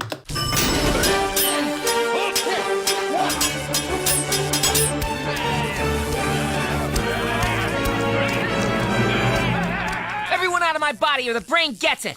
He's bluffing. What, he's gonna kill himself? Oh, he's cutting neurons. The axons. The myelin sheaths. You've damaged your brain, universe, but no more than a week of binge drinking or 5 minutes on a cell phone. I was just working my way toward the medulla oblongata. Not the medulla oblongata. Oblongata? That reminds me of that scene from Waterboy. Oblongata. I hope Satan has a nice colon, because that's where you're going to be living. What would they care? If he's asking them to leave, they're gonna die anyway. Well, at least pinworms can survive like 2 to 3 weeks in the outside environment. That's actually why they spread so quickly in childcare centers, because a child scratches their butt and they just laid those eggs there. The eggs get underneath the fingernails, then the child gets on their clothes and they spread it to another child. Stop! We'll leave. But one day you'll be eating a fast food burger and boom! You'll be crawling with us again. Ever wonder what Some assistance? Dr. Scholl's introduces new amputation kit for dry, cracked feet, touting the product's ability to not only treat, but also prevent and remove the condition. I added the remove. Honestly, my left foot, I don't know what it is. I thought it was fungal. It's not really fungal. I thought it was like some kind of eczema thing. It could be psoriasis. I got a dry, cracked feet on my foot. Patients impressed by how big baby has gotten after just 16 months of CrossFit. Whoa, that's a diesel baby. We covered this on Strangest Addictions, where the family, like, they work out a lot. You know, some of it is really healthy, but sometimes it can be dangerous depending on the type of exercise and the age of the child. So you gotta be really careful and ask your doctor for guidance in this situation. Shortage of supplies force a surgeon to wear boxing gloves for the operation. Yes, this is gonna be me in the office one day. Boxing gloves would be terrible for the operating room. New study finds most premature births occur after fetus smells something delicious. Outside, that's such a funny image. I don't think that's why premature births happen, but we could put together a study to find out. Imagine like you cook a really good pie and then the baby's like, oh, I gotta come out now. New Fisher-Price doctor kit, just prescription pad and bottles of This Fisher-Price kit is severely lacking. We also prescribe other opioids besides fentanyl. That was a joke. Humanitarian organization, Doctors Without Dimensions, phases into war-torn, non-linear universe. I feel like this is headlined by Elon Musk himself. How do you treat an alien when you don't even know what's inside of them? Surgeon totally blanks on what he cut open patient for. That's like surgeon says oops and operating room is the last thing you want to hear. Now, why the hell did I make this giant slit again? Said Mitchell of the 6-long transverse incision he made across his subject's abdomen. God, I hope this doesn't happen. The Onion's Guide to HIPAA. You know what's funny? I've been seeing a lot of these TikToks of people just yelling HIPAA. You cannot record me. That is against my HIPAA law. You're in a hardware store. HIPAA doesn't apply here. What is HIPAA? The reason you have to sign up for some new website ending in portal every time you go to a different urgent care. Fact. What does it stand for? Health, Information, Portability, and Accountability Act. Is it health insurance or information? I think it's health insurance. Centers for Disease Control let smallpox and rinderpest viruses out for daily hours. Exercise? Oh my God, that sounds frightening. Someone needs to tell me what a rinderpest virus is, and if you know, I'm gonna be impressed. Jimmy Carter, already back to elite sumo wrestling circuit after recovering from hip surgery. What is this image? I wanna learn more about sumo wrestling. Not because of Jimmy Carter, but because like it has a rich history. Hospital adds $20,000 scan that informs patient whether they have feet. Okay, this pokes at fun at the fact that a lot of people order tests without any real purpose. You basically are just confirming that the patient in fact has bones. If you just felt the patient's anatomy and watched them walk and assess their gait, you would know the answer to that question. By the way, if you didn't know, I'm going on tour Boston, Philly, Red Bank, New Jersey, and DC. Link down below. Improv, comedy, games, audience participation. You're gonna have a blast, I guarantee it. Get your tickets now. They're selling out quickly. All right, let's get back to it. A breakthrough procedure allows surgeons to transplant pig rib directly into human mouth. That's funny because you could have the surgeon make like really nice cuts in it. That would be pretty tasty. Yum. Exercising woman really starting to feel the burn of lifelong injury developing. Oh yeah, I'm definitely starting to feel some results from my repeated misuse of the treadmill and poor running techniques. Nothing funny about this because you cannot imagine how often this happens. Even one of my closest friends the other day pulled his psoas muscle really badly because he decided that it was cool to run at 7 miles per hour on the treadmill on like a 6 incline for like 5 miles. That's not a smart play. At least do intervals where the treadmill goes up, goes down. Unless you're training for something very specific and you're gradually building up there, the body's not ready to handle that kind of load. It's not biomechanically friendly and it will cause pain. Man concerned that doctor wants to discuss test results at morgue rather than over the phone. Although he wasn't an expert, he had a bad feeling about the physician's insistence on going over his angiogram face to face while he was lying down on a stainless steel table in a facility full of dead bodies. If your doctor calls and asks you to have a conversation face to face at the morgue, that should raise red flags. Effective billboard has drivers suddenly craving to visit the hospital, where first-class care always comes first. I'm not gonna lie. The billboards that some hospitals, even ones that I've worked at before, are friggin' weird. I get what they're doing. They're trying to encourage patients to come in and get care, and they're competing with other healthcare systems and all of that. I hope what happens is patients are alerted to the fact that they have a facility near them where they can get care in case of necessity. Conor McGregor undergoes 3 hours of surgery to repair fractured ego. Oh my God. That last injury was the definition of a fractured ego. You could see by the way he acted out in the octagon after the fact. Poor class, poor sportsmanship in my eyes. Neurosurgeon holds spinal cord between teeth to free up hands while performing delicate incision. That's the worst Photoshop job I think I've ever seen in my life. I'm gonna go ahead and accurately debunk why this is not good. A, if you've removed the patient's entire spine, probably not compatible with living unless it's a very unique situation. If you're gonna put the spine back, putting it in your mouth, which is potentially the dirtiest, meaning most bacteria-rich filled area of your body, probably don't wanna put back into the patient. New Hanes shapewear compresses women into flattering trapezoids. I don't understand. Is this like a play on Spanx? 8.5-month-old fetus could really get used to this. Man, I gotta tell you, this is the life, said the 37-week fetus. I'm as snug as a bug in a rug here, but I've still got enough room to turn a full 180 degrees. Plus, there's this super fun umbilical cord I can play with or wear as a necklace. Don't wear it as a necklace. It's a big problem, baby. Or fetus. Gwyneth Paltrow, uh-oh, the goop is coming. Gwyneth Paltrow introduced a new diamond-encrusted trepanation drill and drainage bucket on her website. With just a few cranks, this elegant stainless steel drill can pierce through the thickest part of your cranial bone in seconds, leading to instant relief from evil demons, ghosts, and spirits possessing the soul on the description of goop.com. They actually use drills like this in like the neuro ICU or a neurosurgery. But why Gwyneth Paltrow has anything to do with this is just like satanic to me. Woman puts off going to doctor until disease is bad enough for him to believe her. I'd love to get an appointment soon, but it's just easier if I show up sick enough to force his hand to actually give me the correct medical care. I wanna laugh, but it's more sad than anything. Doctors misunderstand women. And because they misunderstand women, they end up not believing women. I think it's a issue of training and the lack of experience to working with a diverse patient population. And you need to be able to be ready for it and adjust and be able to communicate with all different types of patients. Doctors recommend getting 8 centuries of cryo sleep. This could be a headline from the future, or it could be a headline for these biohackers. And boy, have these biohackers gotten on my nerves. Make sure to forego caffeine and silence your phone before replacing your blood with medical grade antifreeze. There's some good advice here, like foregoing caffeine, good advice. Getting your phone out of the room, good advice. And the #1 sleep thing that I tell people all the time, no more than 15-20 minutes of trying to fall asleep in bed. Otherwise, get out of the bed. Go try and fall asleep on the couch, read a book, because the more you struggle in bed, the more you associate all those negative feelings and that anxiety with the bed, as opposed to getting tired elsewhere and wanting and craving your bed. So the moment you touch it, you can fall asleep into a soundful CDC unveils list of Twitter accounts you can follow to piece together vaccine information. Following these reporters, medical researchers, and politically engaged musicians will provide the updates necessary to cobble together some sense of what exactly is going on with our vaccine rollout. This is probably the most accurate Onion article we're gonna see, because I feel like the CDC is an amazing organization, rich with brilliant individuals, but somehow they failed to consider the importance of a proper communications department. When certain decisions are made, give the reasoning for why those decisions are made. If they change, explain the reasons for the change. And when you ask people to do their own research, it's gonna lead them to height. A lot of my patients come in and say they have a fever because they're running 99.5, but that's not a fever, technically speaking.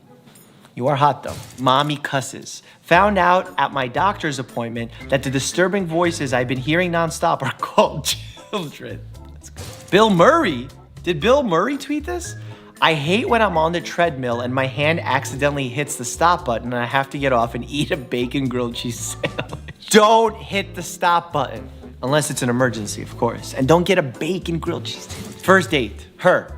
I'm really only interested in inner beauty. Me. Oh, I see. Second date, me. So I scheduled us for colonoscopies. That's funny.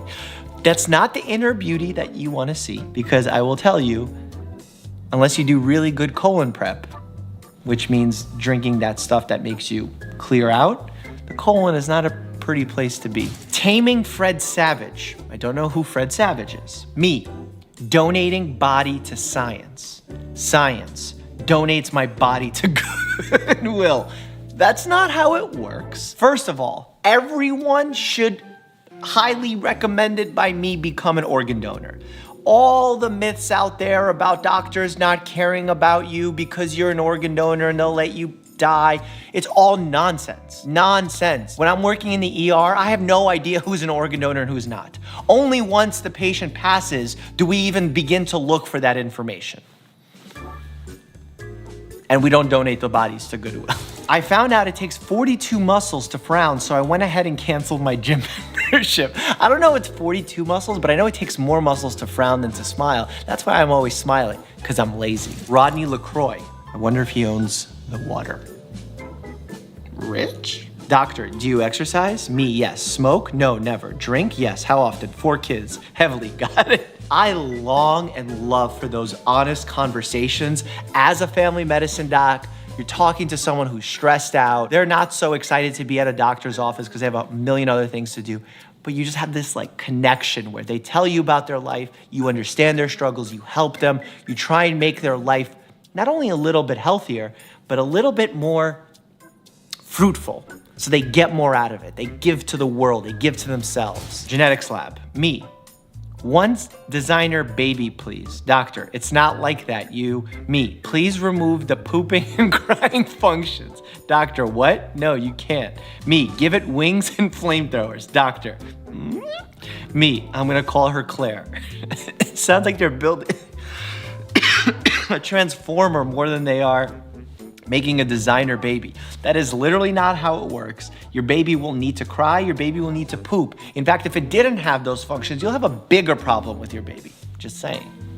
Maybe I took that too seriously. You know you're a nurse if you've been telling stories in a restaurant and had someone at another table throw up.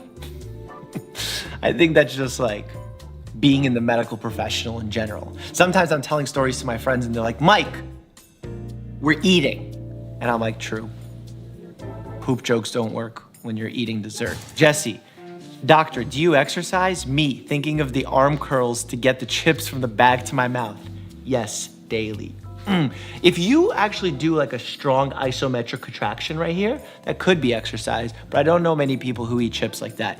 If you do, why? On shell, at a doctor appointment, step up on the scale, jokingly. Do I have to? No. What? How have I gone this long without knowing this was an option? I mean, everything when you go to a doctor's office is an option, unless you're going for like a work physical or some kind of clearance. But in general, when you go, you have a patient bill of rights. Anything you don't want to do, even though like we'll try and recommend why you should do it, you don't have to.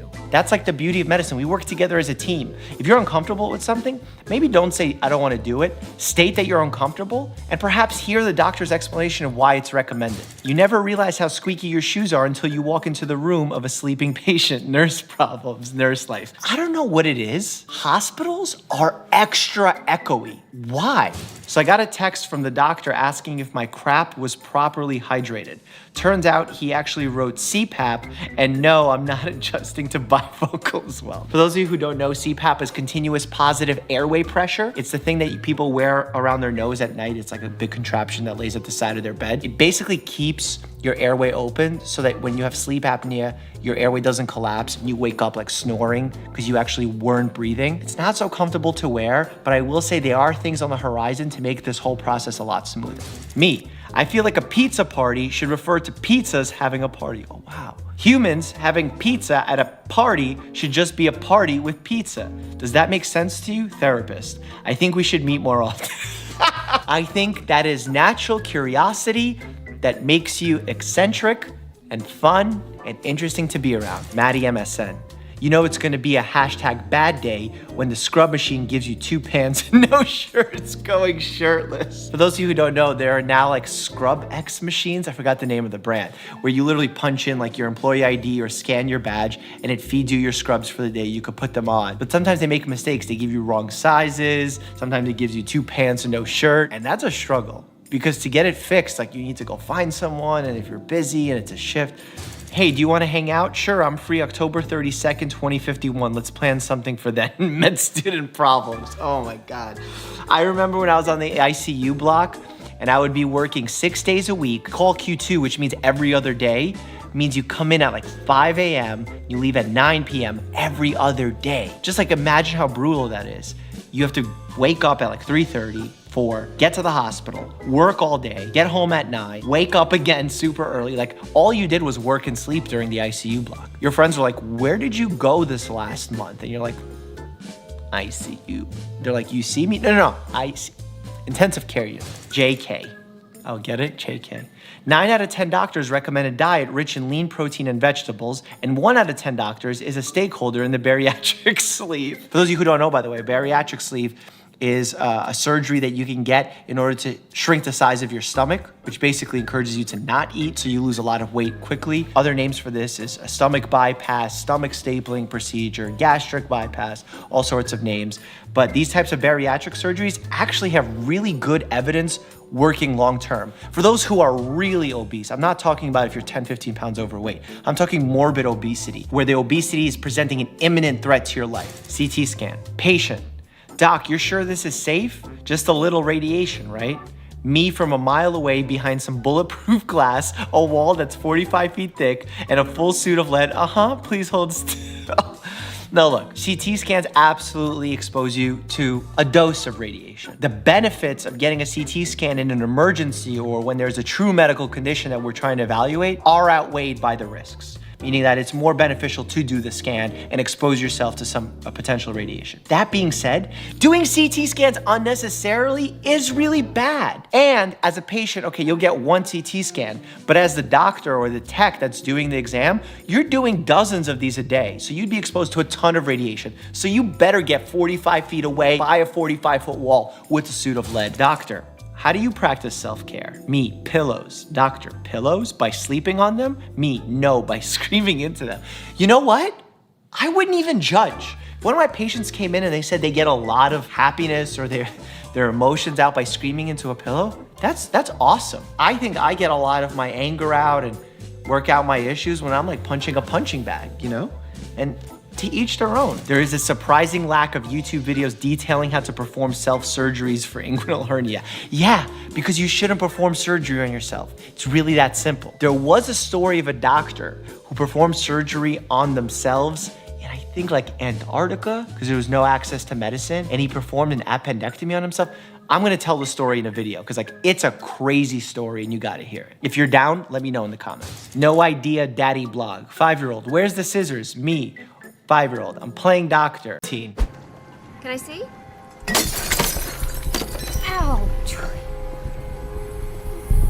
Get her towel. What was in that jar?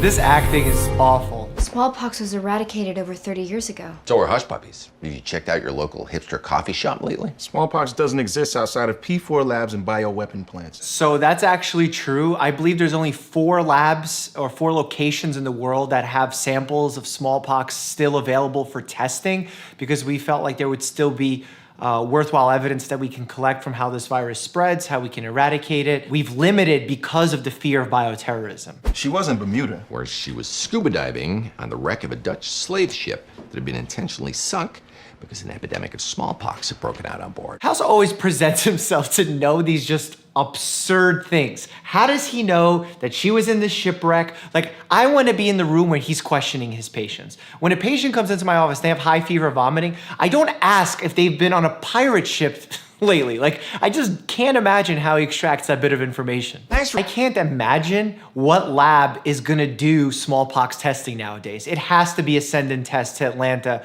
where the CDC headquarters are.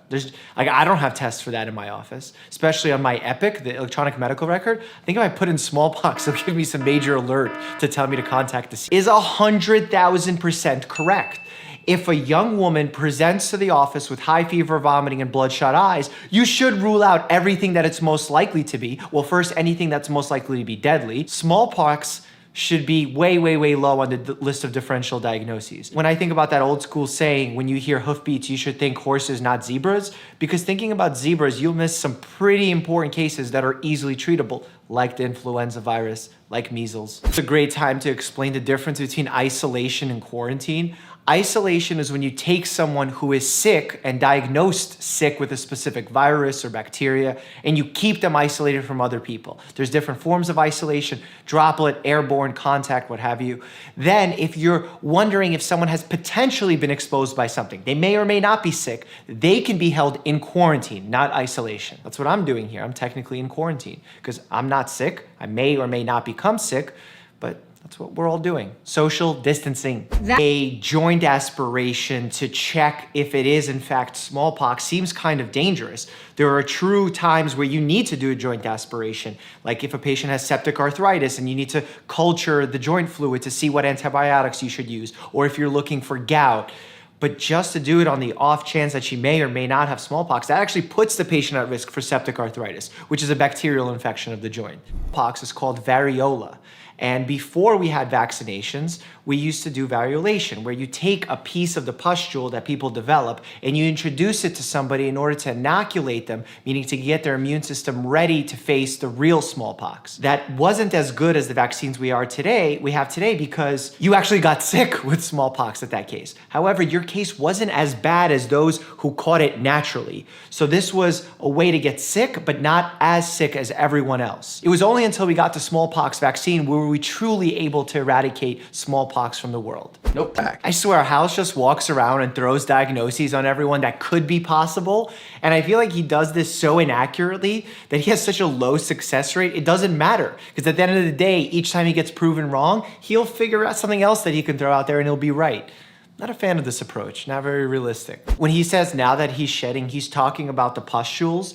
That is the most infectious stage of smallpox. So you don't want to be anywhere near a person if they truly do have it. Even House fails us with the chest compressions. He's starting to get the defibrillator ready instead of doing chest compressions. I know he's not by himself, but still. And I'm pretty sure the rhythm I saw pop up there was flatline. You don't shock flatline either, House. You know better than that. My knowledge of rickettsia pox is not up to date. Rickettsia pox is a mild, self-limited zoonotic febrile illness characterized by eschar formation at the location of a mite bite following the onset of systemic symptoms in a more generalized papulovesicular rash. Rickettsia pox occurs primarily in urban areas where density of mites, mice, and humans is high. They named it in 1946 in New York City. Shout out NYC. In about 2007, there's been 14 cases reported, approximately 1.7 cases per million people. That's why I haven't seen it. Bad. Oh my God, just because you saw, that eschar could have been caused by anything. My God, this is ridiculous. Infection control, people. This would never happen in any hospital, ever, ever, ever. If this truly happened in this matter in a hospital, House would still be kept under quarantine just in case he didn't have another infectious condition. Because God forbid you let him out too early and now he's walking around infecting all the future patients he sees. This is gonna end well for you. I used to wrestle in college. I remember one of my favorite movies as a kid, and don't ask me why, because it's not a great movie. It was with him and Elizabeth Hurley called Bedazzled, where she plays the devil and he gets wishes and he gets to do all types of stuff. I loved his humor. I also found Elizabeth Hurley very attractive. Oh my God, that's disgusting. I already dosed him with morphine and the x-ray says the nail went straight through, so it's not that big a deal. Oh dear God, she's getting woozy. Quickly show her the bloody side. Look at that. Yeah. Oh. Touch the nail. You wanna touch it? Touch the nail. Touch my nail! Touch it! Lick the tip of my... That's so mean, but it's true. Some people do have what we call a vasovagal reaction when they see blood. Their blood pressure drops, they faint temporarily. This is not a deadly condition, but the sight of blood, it's scary. It stimulates the part of your nervous system that makes you fear for your life. And to some people, if it gets overactivated, you can faint like that. When I was a medical student, I was doing a lot of ABGs, which is an arterial blood gas. You have to put the needle right into the radial artery. Unlike veins, you can't see the arteries, you have to feel them, which makes the procedure that much more difficult, but it's a high pressure system. So when you put the needle in, if you miss or the needle tip is not inserted properly, blood can start squirting out. One of my first few times doing that, I put the needle in, blood started squirting out, the patient fainted. Luckily they were laying in their bed, but they were so worried that they saw the sight of their own blood that they passed out. Let's get you to a hand surgeon. Tough guy. Ow. Somebody will get her. So the reason why the ER doctor or the internal medicine doctor doesn't handle this complicated case of the nail going through the hand is because the hand is really complicated. That's why you need such a subspecialist. You don't just need a surgeon, not just a plastic surgeon, you need a hand surgeon. The hand has tendons, ligaments, bones, nerves, blood vessels, and they're all in such close proximity. If you don't know the anatomy inside and out and how it reacts to a nail going through it, you're gonna have a tough time. There's gonna be a higher rate of complications. Wait, stop. I'm guessing Mr. Weinberg is Jewish? Yeah, so? Why isn't he circumcised? A recent medical study found that a mistake is made on about 20% of all patients. Most of these are clerical and harmless, but it still adds up to a lot of near misses. Dr. Wen wants me to ask you if there could be a mix-up, because our appendicitis patient, That dude doesn't have an appendix. Hospitals make mistakes.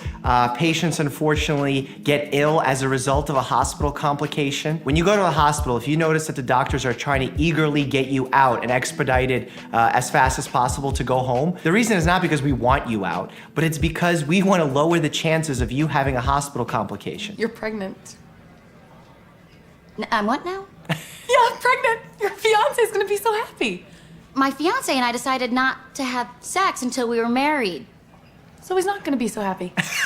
Curious? Can't stop thinking about Mr. Weinberg's testicles. Dude. I mean, I almost removed one of them, Todd. Which one? Like it matters. Oh, it matters. Fun fact about testicles. One of the testicles usually hangs lower than the other. Some men get worried about that and actually come see me to make sure everything's okay. But that is a normal variant. You're not pregnant! The lab tech just switched the samples. You're killing me. Hey, sweetie, you know I was just joking about all that stuff, right? Jesus. Samples can get switched up. This doesn't regularly happen, but we've talked about this on the past episode of Scrubs, that when hospitals are more ready to admit their mistakes and point out what they did wrong, apologize, tell the patients what the plan is going to be so that they don't repeat the mistake, there's less likely to get sued. That's always important to keep in mind, even though that's just a totally hilarious scene. So it turns out she wasn't really pregnant after all, because some idiot mislabeled her urine sample. I was a heartbeat away from giving an appendix patient a crotch lobotomy. Oh, if I do my best and I lose a patient, you know what? I can live with that.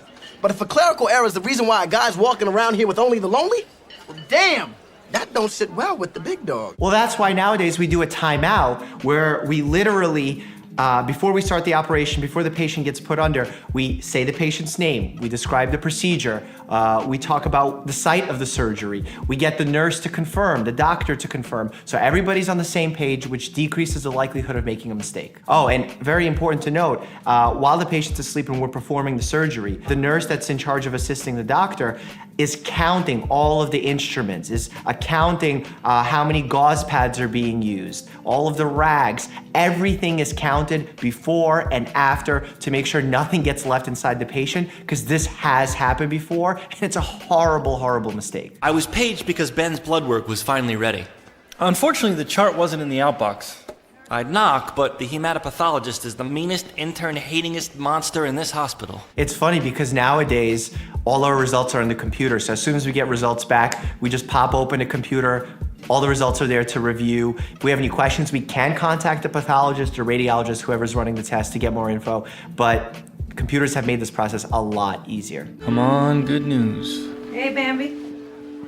Couldn't quite catch that. You okay? Leukemia. Leukemia is a form of blood cancer. It's been known to be a children's cancer, which is slightly incorrect because more adults get it. Essentially what you have is an increase in white blood cells, and this is an improper increase, and it's such a big increase that it pushes out the red blood cells, even the platelets. Platelets are the cells that clot, so if you have a cut, they're the ones that come in and fill that clot. So for example here, he has such a spike in his white blood cells that he's actually pushing out the platelets and he's unable to clot properly. That's why he's bleeding while shaving. He's bleeding out of his wound too much. And also something very commonly that happens when patients tell me is when they brush their teeth, there's an excessive amount of blood and it stays around for a while. Oh, Janice. Are those the test results we've been waiting for? Wait a sec. First Turk's patient, then Elliot's. This is a mistake. I feel it in my gut. I'm sure of it. Hello, Janice. No, this is something. You know that lab is backed up again, and so I'm gonna, it's, a little while.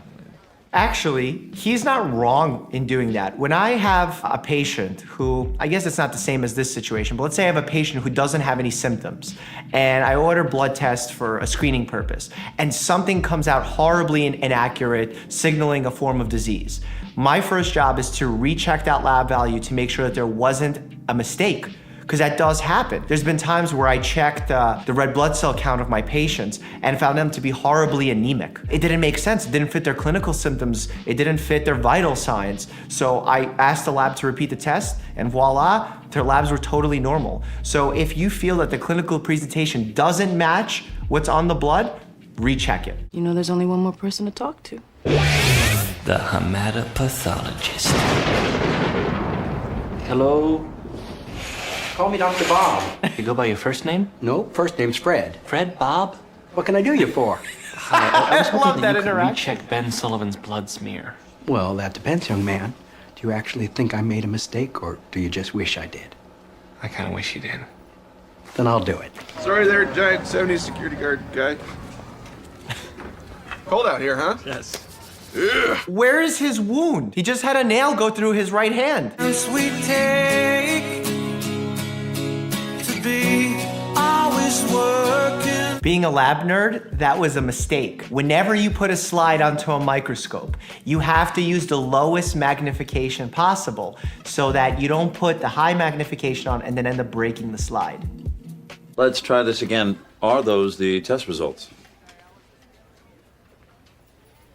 Yeah.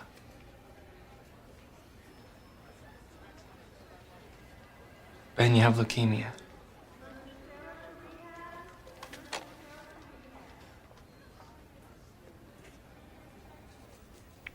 That sucks. Yeah. As much as they try to make light of the situation, I think the way that he delivered that news is actually ideal. When you're straightforward and honest and quick to the point, that's the best way of delivering bad news. You have to understand what a patient is going through. You have to give them time to process it. If you feel that they need some more information or reassurance, you can give that to them. But I like to hold out and ask them what questions they have. And understand that when you're delivering bad news, a lot of it is not gonna stick, especially the dense information like about treatment options, this, that. You have to let the patient process it. Just give them a little piece of information and then just be there for them. They can scream, they can yell, they can be quiet. Everyone has different reactions depending on their personality, and it's not an easy situation. This also hits home for me because unfortunately I lost my mom while in medical school to leukemia, a form of leukemia known as CLL. Delivering this type of news is something I have to do often. It's a tough situation all around, but if you can be straight. Hello, 911, I am dying. 911, let me see. What meme are you looking at? Guy, no, I'm literally dying. Having my ass off, tag me. And he's playing solitaire. 911 shouldn't be talking about memes. You have to be supportive, but to be supportive could mean that you're sending someone a meme. This is a deep one. Do babies grow on their own or do we need to interact with them? I forgot to look at the group name and I was genuinely concerned. They thought you had to plant them in the soil and allow them to flourish through photosynthesis. I turn up music because I'm partially deaf. I'm partially deaf because I turn up the music. Yes, yes. Yes, if there was a more accurate meme, I don't know. The reason this meme is so accurate is because so many of us listen to music on full blast, especially with in-ear headphones, audio canceling, noise canceling headphones, so we just hear the music. And if you listen to anything over like 60-ish%, you're damaging your eardrums. Look at how quickly you can develop eardrum damage, tympanic membrane damage, based on the decibels and how long you need to be exposed to said sound. Peebus, food grade, just fizz. What's Peebus? Is this an actual drink or is it just fizzy? Kurgerbing? I'm confused. Is this what people with dyslexia see when they see a Pepsi? Am I missing something, Sam?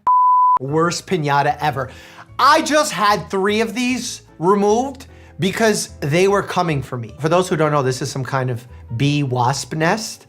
Beehive, wasp hive. Is it a wasp hive or do wasp hives live in beehives? Do you think a wasp can go and mix it up with a queen bee? I think they're very customized. I think queen bee's only interested in one creature. Herself? Jay-Z. Oh.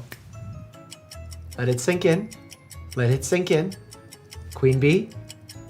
Beyonce. Yes! Worst pinata ever, followed by the worst joke ever. What the predator sees after 15 seconds of chasing. For those who don't know, the predator can see inside of you, thermal imaging so it can catch you in the forest. But now it can catch your psoriatic arthritis or rheumatoid arthritis. And I say that it's autoimmune arthritis because it's polyarticular, which means that it's in multiple joints. Polyarticular.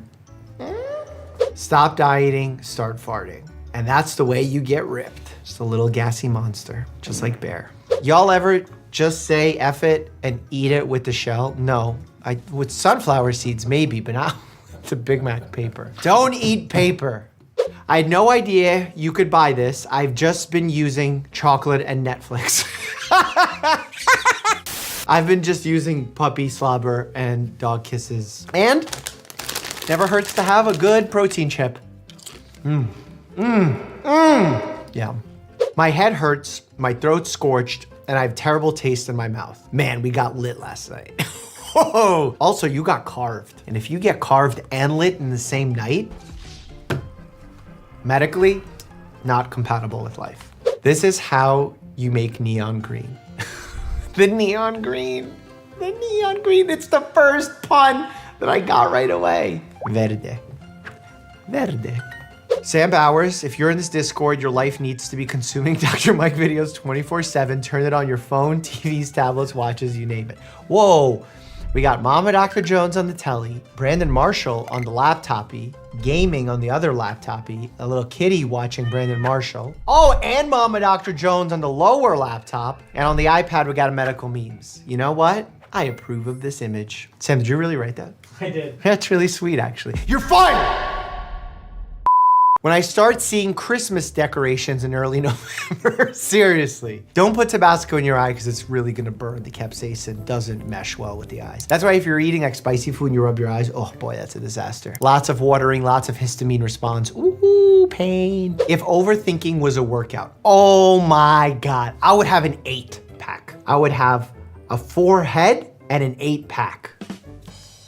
No, I would have even like oblique muscles because you know sometimes when I get angry, you've seen that vein come out. Some people have that vein on their abdomen too. Hope everyone is enjoying the long weekend. Yes! Yes. I see you've been stabbed. Yes, please help. Are you sure that's what's causing the problem? Because I was looking at your BMI. Is this like a judgment joke? Oh, Bear came in. Come say hi to the meme community. Come on up. Oh, his breath is bad today. You can't have my Quest protein chips. Sorry, Bear. Not for you. Not for you. I don't understand this meme, Bear. It should have been like, please help. And it's like, oh my God, you really do need help. Yes, I've been stabbed. Oh no, I was talking about your BMI. Yeah. I just meme fact-checked you. Elizabeth Stanton / Elizabeth movies. Nah, man, night shift is pretty easy. Derek, age 24. Oh my God. You could see the wear and tear that waking up at 7 p.m. has caused on Derek. Not only are there conditions related to working a night shift, like night shift work disorder, but there's also evidence that those who work night shifts have more health problems in general. If you had a choice and you don't love working night shifts, I think the healthier choice is to work during the day. But you know, there are some services that require someone to be at night. And there are certain people who, based on their chronotype, prefer to be up at night. Matthew Walker and I actually talked about this in a whole video. Doritos. Ew! As I saw that image, I thought about licking my finger, and then I was like, oh, you don't want to do that with the toe. It's sweatier and there's fungi sometimes. Ugh. Brother, Humans, I can barely sleep at night. Also humans before sleep. Not just light, massive anxiety, stimulant substances, explosions and loud noises, naps close to bedtime, huge meals. These are all things that can hurt a good night's sleep. Just before you die, swallow a whole bag of popcorn kernels. Your cremation will be epic. Oh, I wonder if that's true. Probably not. Because I feel like cremation happens at like over 1,000-degree temperatures, and I don't think the popcorn pops then. I think it just like shrivels. 100% fish-free, wild-caught microplastic.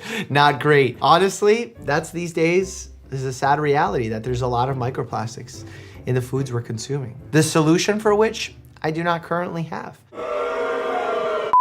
She donated 30 inches of her hair to make wigs for children with cancer. Oh, that's nice. Now, some poor kid has to be a ginger on top of having cancer. That's messed up. Oh, I did not feel that coming. Sam, did that one burn you? It burned me because of my beard? Yeah. Yeah, I can hang top of it. It's a unfair thing for people to write mean things about people's hair color. Making my famous BBQ dry rub. Why are you I would advise against doing this. That's rubber. That is not digestible material. That can cause an intestinal blockage. You know what can happen? God, I forgot the name of the exact term. It's when you get like this constellation of hair, maybe other substances that are indigestible, and they cause like this bolus. A bezoar. Hair mixed with rubber and some other contents is called a bezoar. 4 sneezes in a row is clout chasing, get it together. It really is. It's not clout chasing, it's like attention-seeking behavior.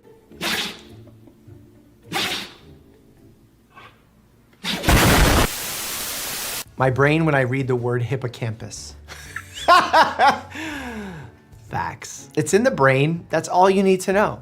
You're good, otherwise you're good. There's a definition if you'd like to read it, but just know that has nothing to do with college and has nothing to do with a hippopotamus. Having a deconstructed Diet Coke caffeine-free with caffeine pills.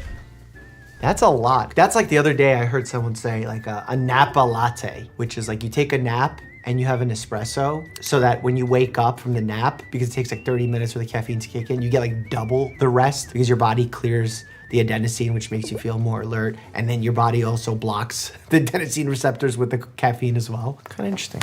We'll see the baby in a minute. Your plan doesn't cover the ad-free version.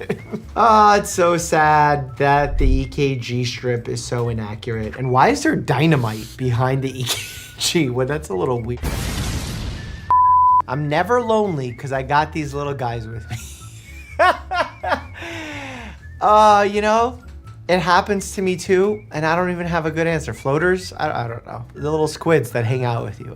Medically, I'm not saying it right, but it's funny. If a movie character gets shot here, they're required to keep it to themselves for a while. Later in the movie, they must open their shirt jacket, revealing an alarming amount of blood, followed by another character saying, "You're hurt." This is law. How do you not notice getting shot in the abdomen? It's like one of the most painful places to have a trauma. Although, you know, the retroperitoneum, like that specific area of your abdominal cavity, can actually hold a lot of blood without you realizing that the person's bleeding. Very interesting.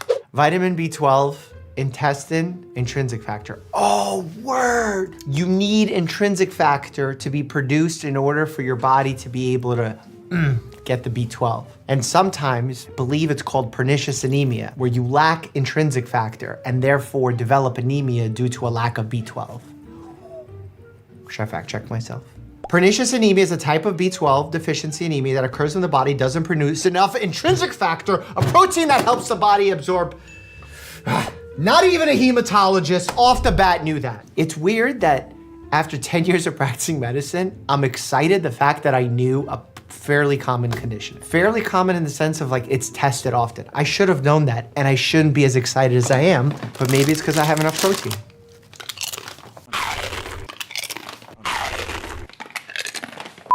I got my vasectomy done at Claire's. They started with ears and then they went to the vas deferens. Let's just say the work they do at Claire's is vastly different than what they used to do with ears. Now it's not about holes. It's about ectomies. Damn it, I couldn't find that landing. You're really close.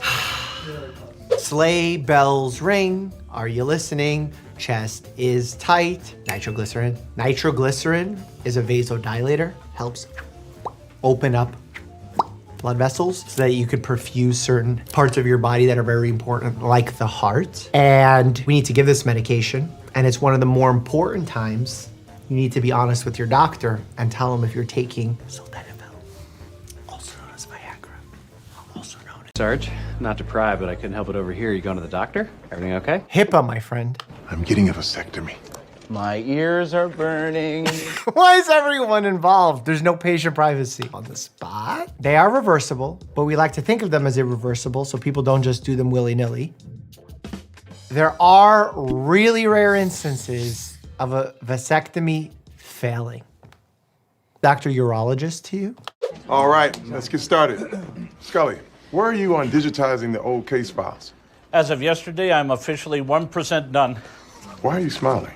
That's nothing. Oh, there's thousands of cases, and for each one, I have to fill out 200 little box thingies on 50 different screens. That sounds like what I have to do every time I log a patient's chart. The other day, it asked me when I was examining an infant whether or not this patient was a never smoker. Let's be real. At least you get to sit on your butt all day. That's actually the worst part. My doctor said I have an anal canyon. An anal canyon? Canyon? Is that like a pilonidal cyst, also known as a Jeep Wrangler cyst from the Vietnam War days? Sitting, by the way, I know people like sometimes exaggerate and say it's as bad as smoking. Okay, it's just not that bad, but it's not good for you, especially for really extended periods of time. The blood stagnates, higher chance of forming clots, you decondition. In general, you wanna keep your body moving, and that's why frequent breaks after at least a couple hours, you wanna be moving your body around, circulating that blood, the lymphatics. Scully, why are you always telling us about your disgusting body? I don't see anything. That's because it's all wart. It's because it's hogwart? All wart. It looks like he put betadine on his foot to disinfect it. And that should be a no-no in the dining department. It's a PUW, or portable ultrasonic weapon. It emits a focused beam of sound which can disorient and even incapacitate a perp. Is that what was done in Serbia the other day? Something wild happened and all the people in the crowd dispersed. Supposedly it was like a supersonic weapon. Have you heard of this? No. Have you heard of this? So it shoots sound? Is this a trigger? Yes, but you want to be careful with that. Thought it would be louder. It's highly directional. If it were pointed at you, you'd be in incredible pain right now. You can rupture someone's tympanic membrane like that. That's not fun. Are we gonna die? No, it's a self-resolvable condition. You may need supportive care, but being young and healthy helps. Due to the highly contagious nature of the virus, you will both be quarantined to your houses for the next 9 days. And I'm pretty sure you have to report that to the Department of Health. And then when you do something like take Tylenol or ibuprofen, your body lowers that fever by sweating. I wish they would have at least put them in N95 masks. Back to the 99 in just a second, but first I want to tell you about Odoo, a business management software with a full suite of integrated apps. It allows you to bring every element of managing your business into a single platform. They've got apps like an integrated CRM, human resources, sales, inventory management, you name it. Maybe you have a company that sells products like I do with my merch. Odoo has apps for scheduling and production planning. It's so helpful having all these tools under the same hood. Their interface is really user-friendly and makes it so easy to move around between different apps, improving your business's efficiency, no matter what kind of operation you have. And get this, your first app is free for life. From there, you can actually pick and choose which apps you actually need. It's so nice not having to pay for a bunch of products you'll never end up using. Click the link in the description to get started with a free 14-day trial of Odoo and level up your business today. All right, let's get back to the 99.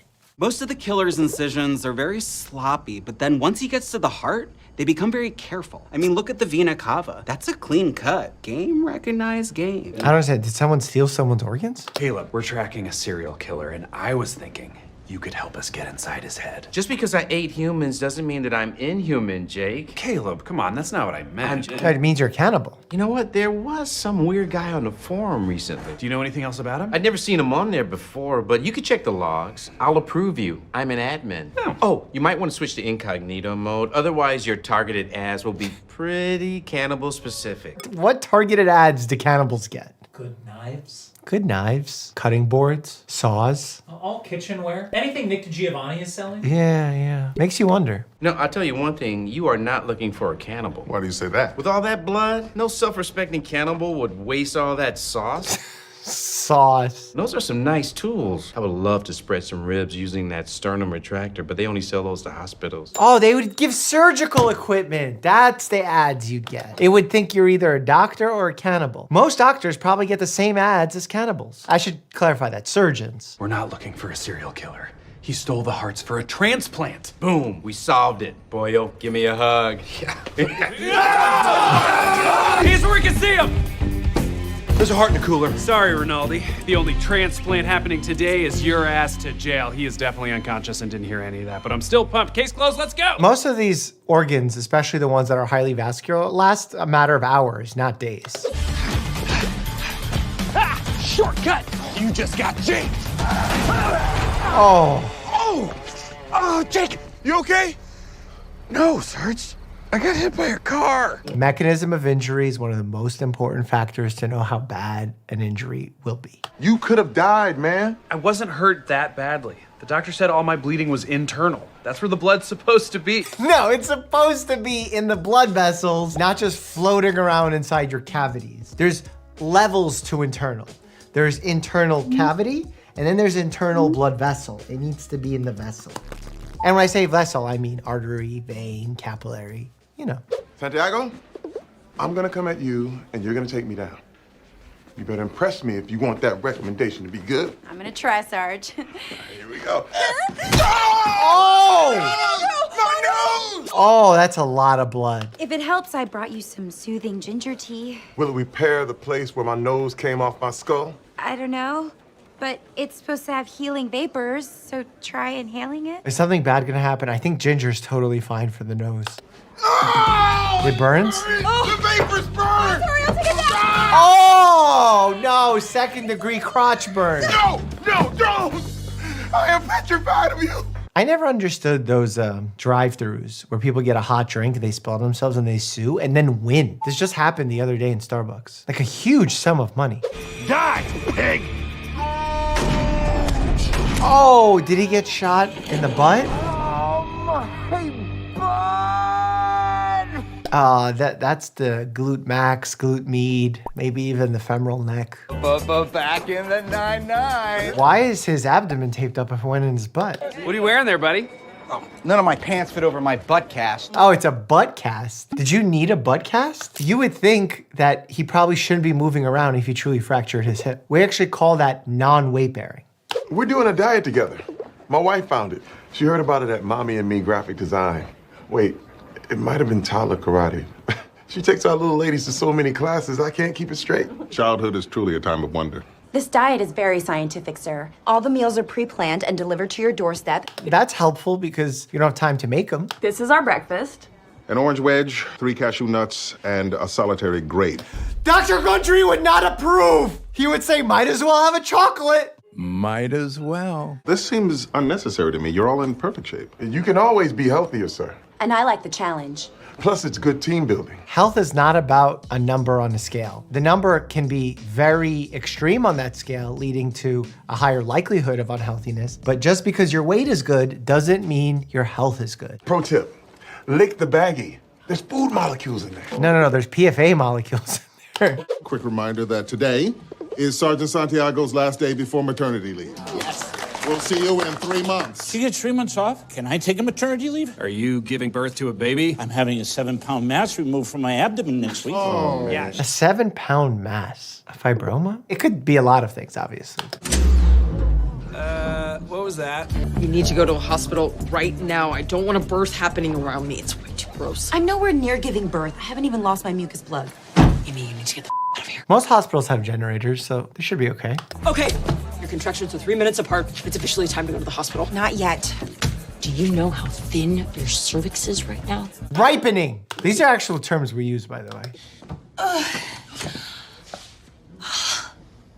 You made me a birthing suite? Who's gonna deliver the baby? I know you're in a lot of pain, but we don't have any meds here. You just gotta try not to focus on it. Can you distract her? I was just checking to see if there's anything we can do to help. And I hate to say it, but I think there is. Meditation?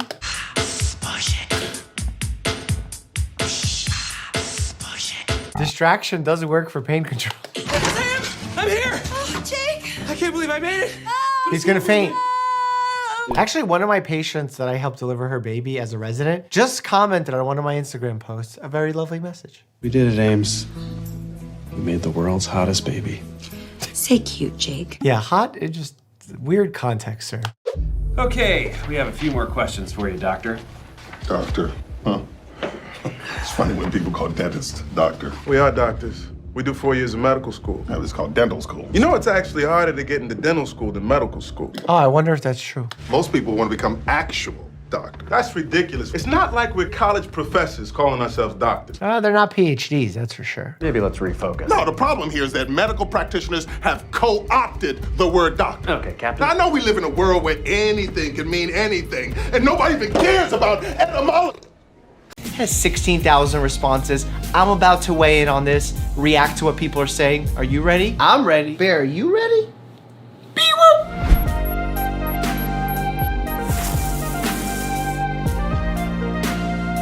What do I want people to know about their body? You need 7 to 9 hours of sleep as an adult. I don't want to hear people say that they think they function better on 5 hours because it's just not statistically or scientifically true. Superman, Wonder Woman, you still need 7 to 9 hours as an adult to be healthy. On average. Antibiotics only work against bacteria. They're not some kind of wonder potion that cures anything. They shouldn't always be given. I'm sick right now. I know that statistically 90%, 80% of the time this is viral. The fact that I'm getting better slowly, my fever's going away, it's not bacterial. If all of a sudden my fever spikes, then I'm gonna go and get some antibiotics because I know I'm getting a bacterial superinfection. Most of these are viruses. And if your doctor gives you a once over, does a proper history and physical and tells you you don't need antibiotics, don't force their hand. You're only doing a disservice to yourself. Tell us what drugs and alcohol you're on. We aren't gonna tell the cops, we aren't gonna lecture you, but it might change the anesthesia I give you. Some stuff I give you might kill you.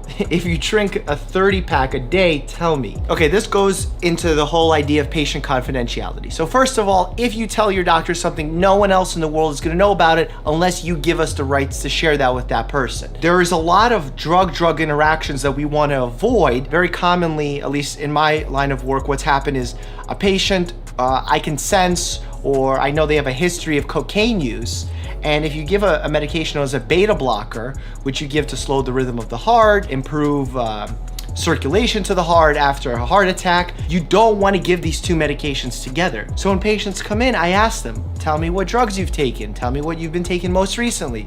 They get all nervous thinking I'm gonna call the police. That's not what we're asking for. We're asking for to make sure to give you the best possible care. When we ask you your last drink of alcohol, it's that so we can avoid a condition known as delirium tremors. It's a very dangerous condition that can lead to seizures and even death. Trust us, we're looking after your health, nothing else. There's a wide range of normal. Don't be embarrassed by your body. Having said that, if you're concerned about anything, ask your doctor. We generally have heard it all before, and trust me, we have nearly always seen it all. Maybe you have something that has been bothering you for ages, but you were too scared or embarrassed to ask about it, so just ask. It might be nothing and you have been stressing about it for no reason, and if not, then you're at least one step closer to getting it fixed. No one can help if they don't know. There are no stupid questions, so ask away. I think this is a really good point. When patients ask me the very simple question of, when should I go see my doctor? The answer is, if something is bothering you, or if it's giving you anxiety. The longer you wait, two things happen. You build up more anxiety about the issue, or two, you can actually make the condition become worse, and progress to the point where treatment may not work as effectively. Some people seem to think that if you act healthy for a bit, it'll make up for being a wreck. There's a lot wrong with this. One example, antioxidants are like gas for your car. You can store up a certain amount of vitamins, but your tank can only hold so much. If you binge and overfill your tank, it doesn't do anything except excrete it as waste, and you can't expect to go the next several months without gas. Just because you're bringing in extra materials that we know you need to maintain a healthy liver, bones, brain function, whatever it is, it doesn't mean that you're actually gonna get better bones if you have more materials. The same way that if you're building a building and all of a sudden I say, well, you know what, instead of giving you the materials you need for this month, I'm just gonna dump all the materials you need for the next year. And now, does the building get built faster? It doesn't. It would help if more patients knew their family history.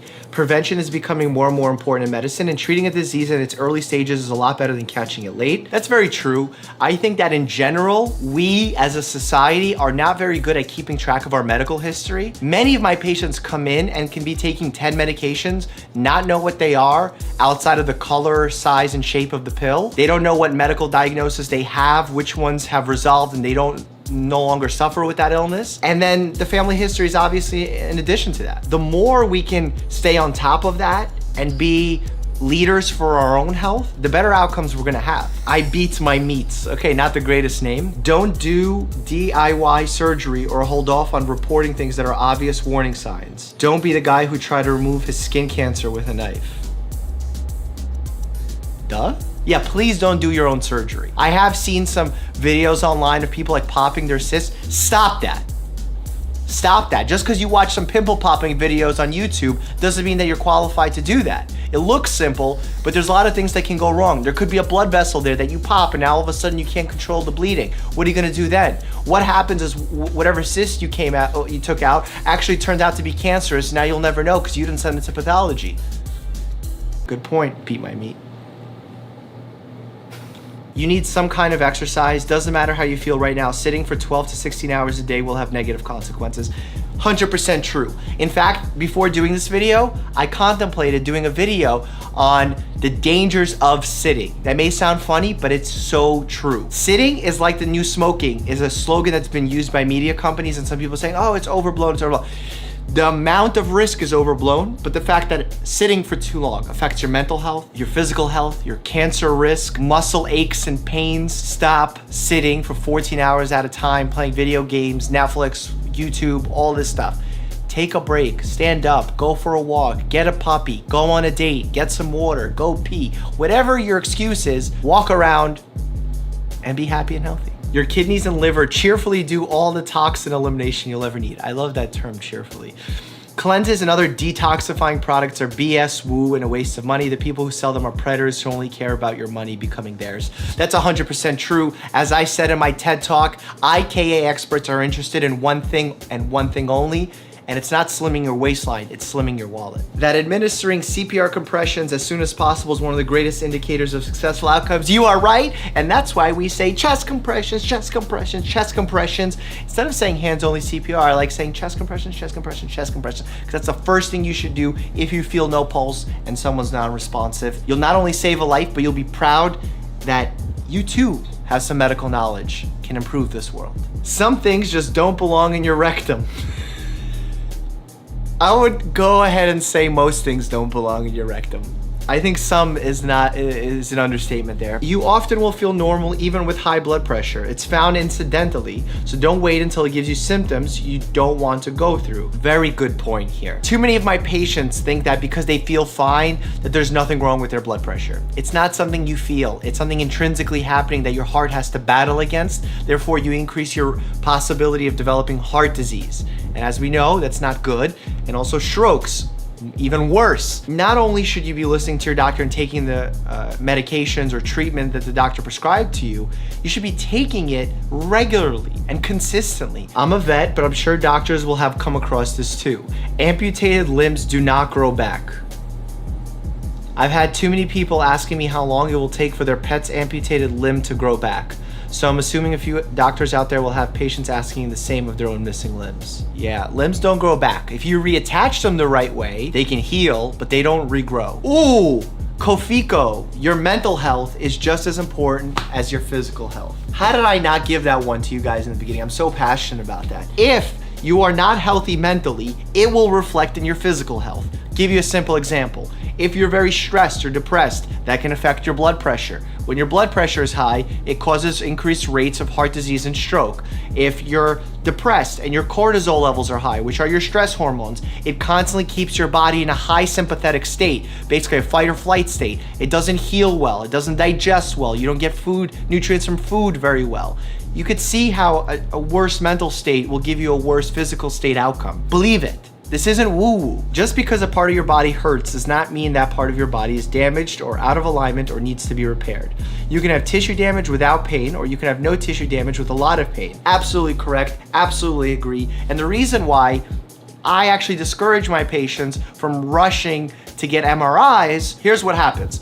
If you take 100 people who have no back pain, you scan their backs, meaning their spines with an MRI, you'll find that 70 to 80% of them will have some sort of finding on that MRI. What that finding means is pretty much nothing, because clinically they're pain-free, they can function well. Now, if you take someone who has back pain and then you find one of those findings, then you might be able to say, well, they have this herniated disc, they have back pain, it's probably because of that. 90% of sports injuries, like back pain, do resolve with conservative treatment like physical therapy. So one of my first and foremost treatments that I give to my patients outside of like the home exercise program, osteopathic manipulation that I do, is physical therapy. Do not rush for unnecessary surgery or even worse, unproven treatments, which there are a ton of. Please, if you want some more videos with me and the bear pup to see how he's doing, like maybe a day in the life bear video,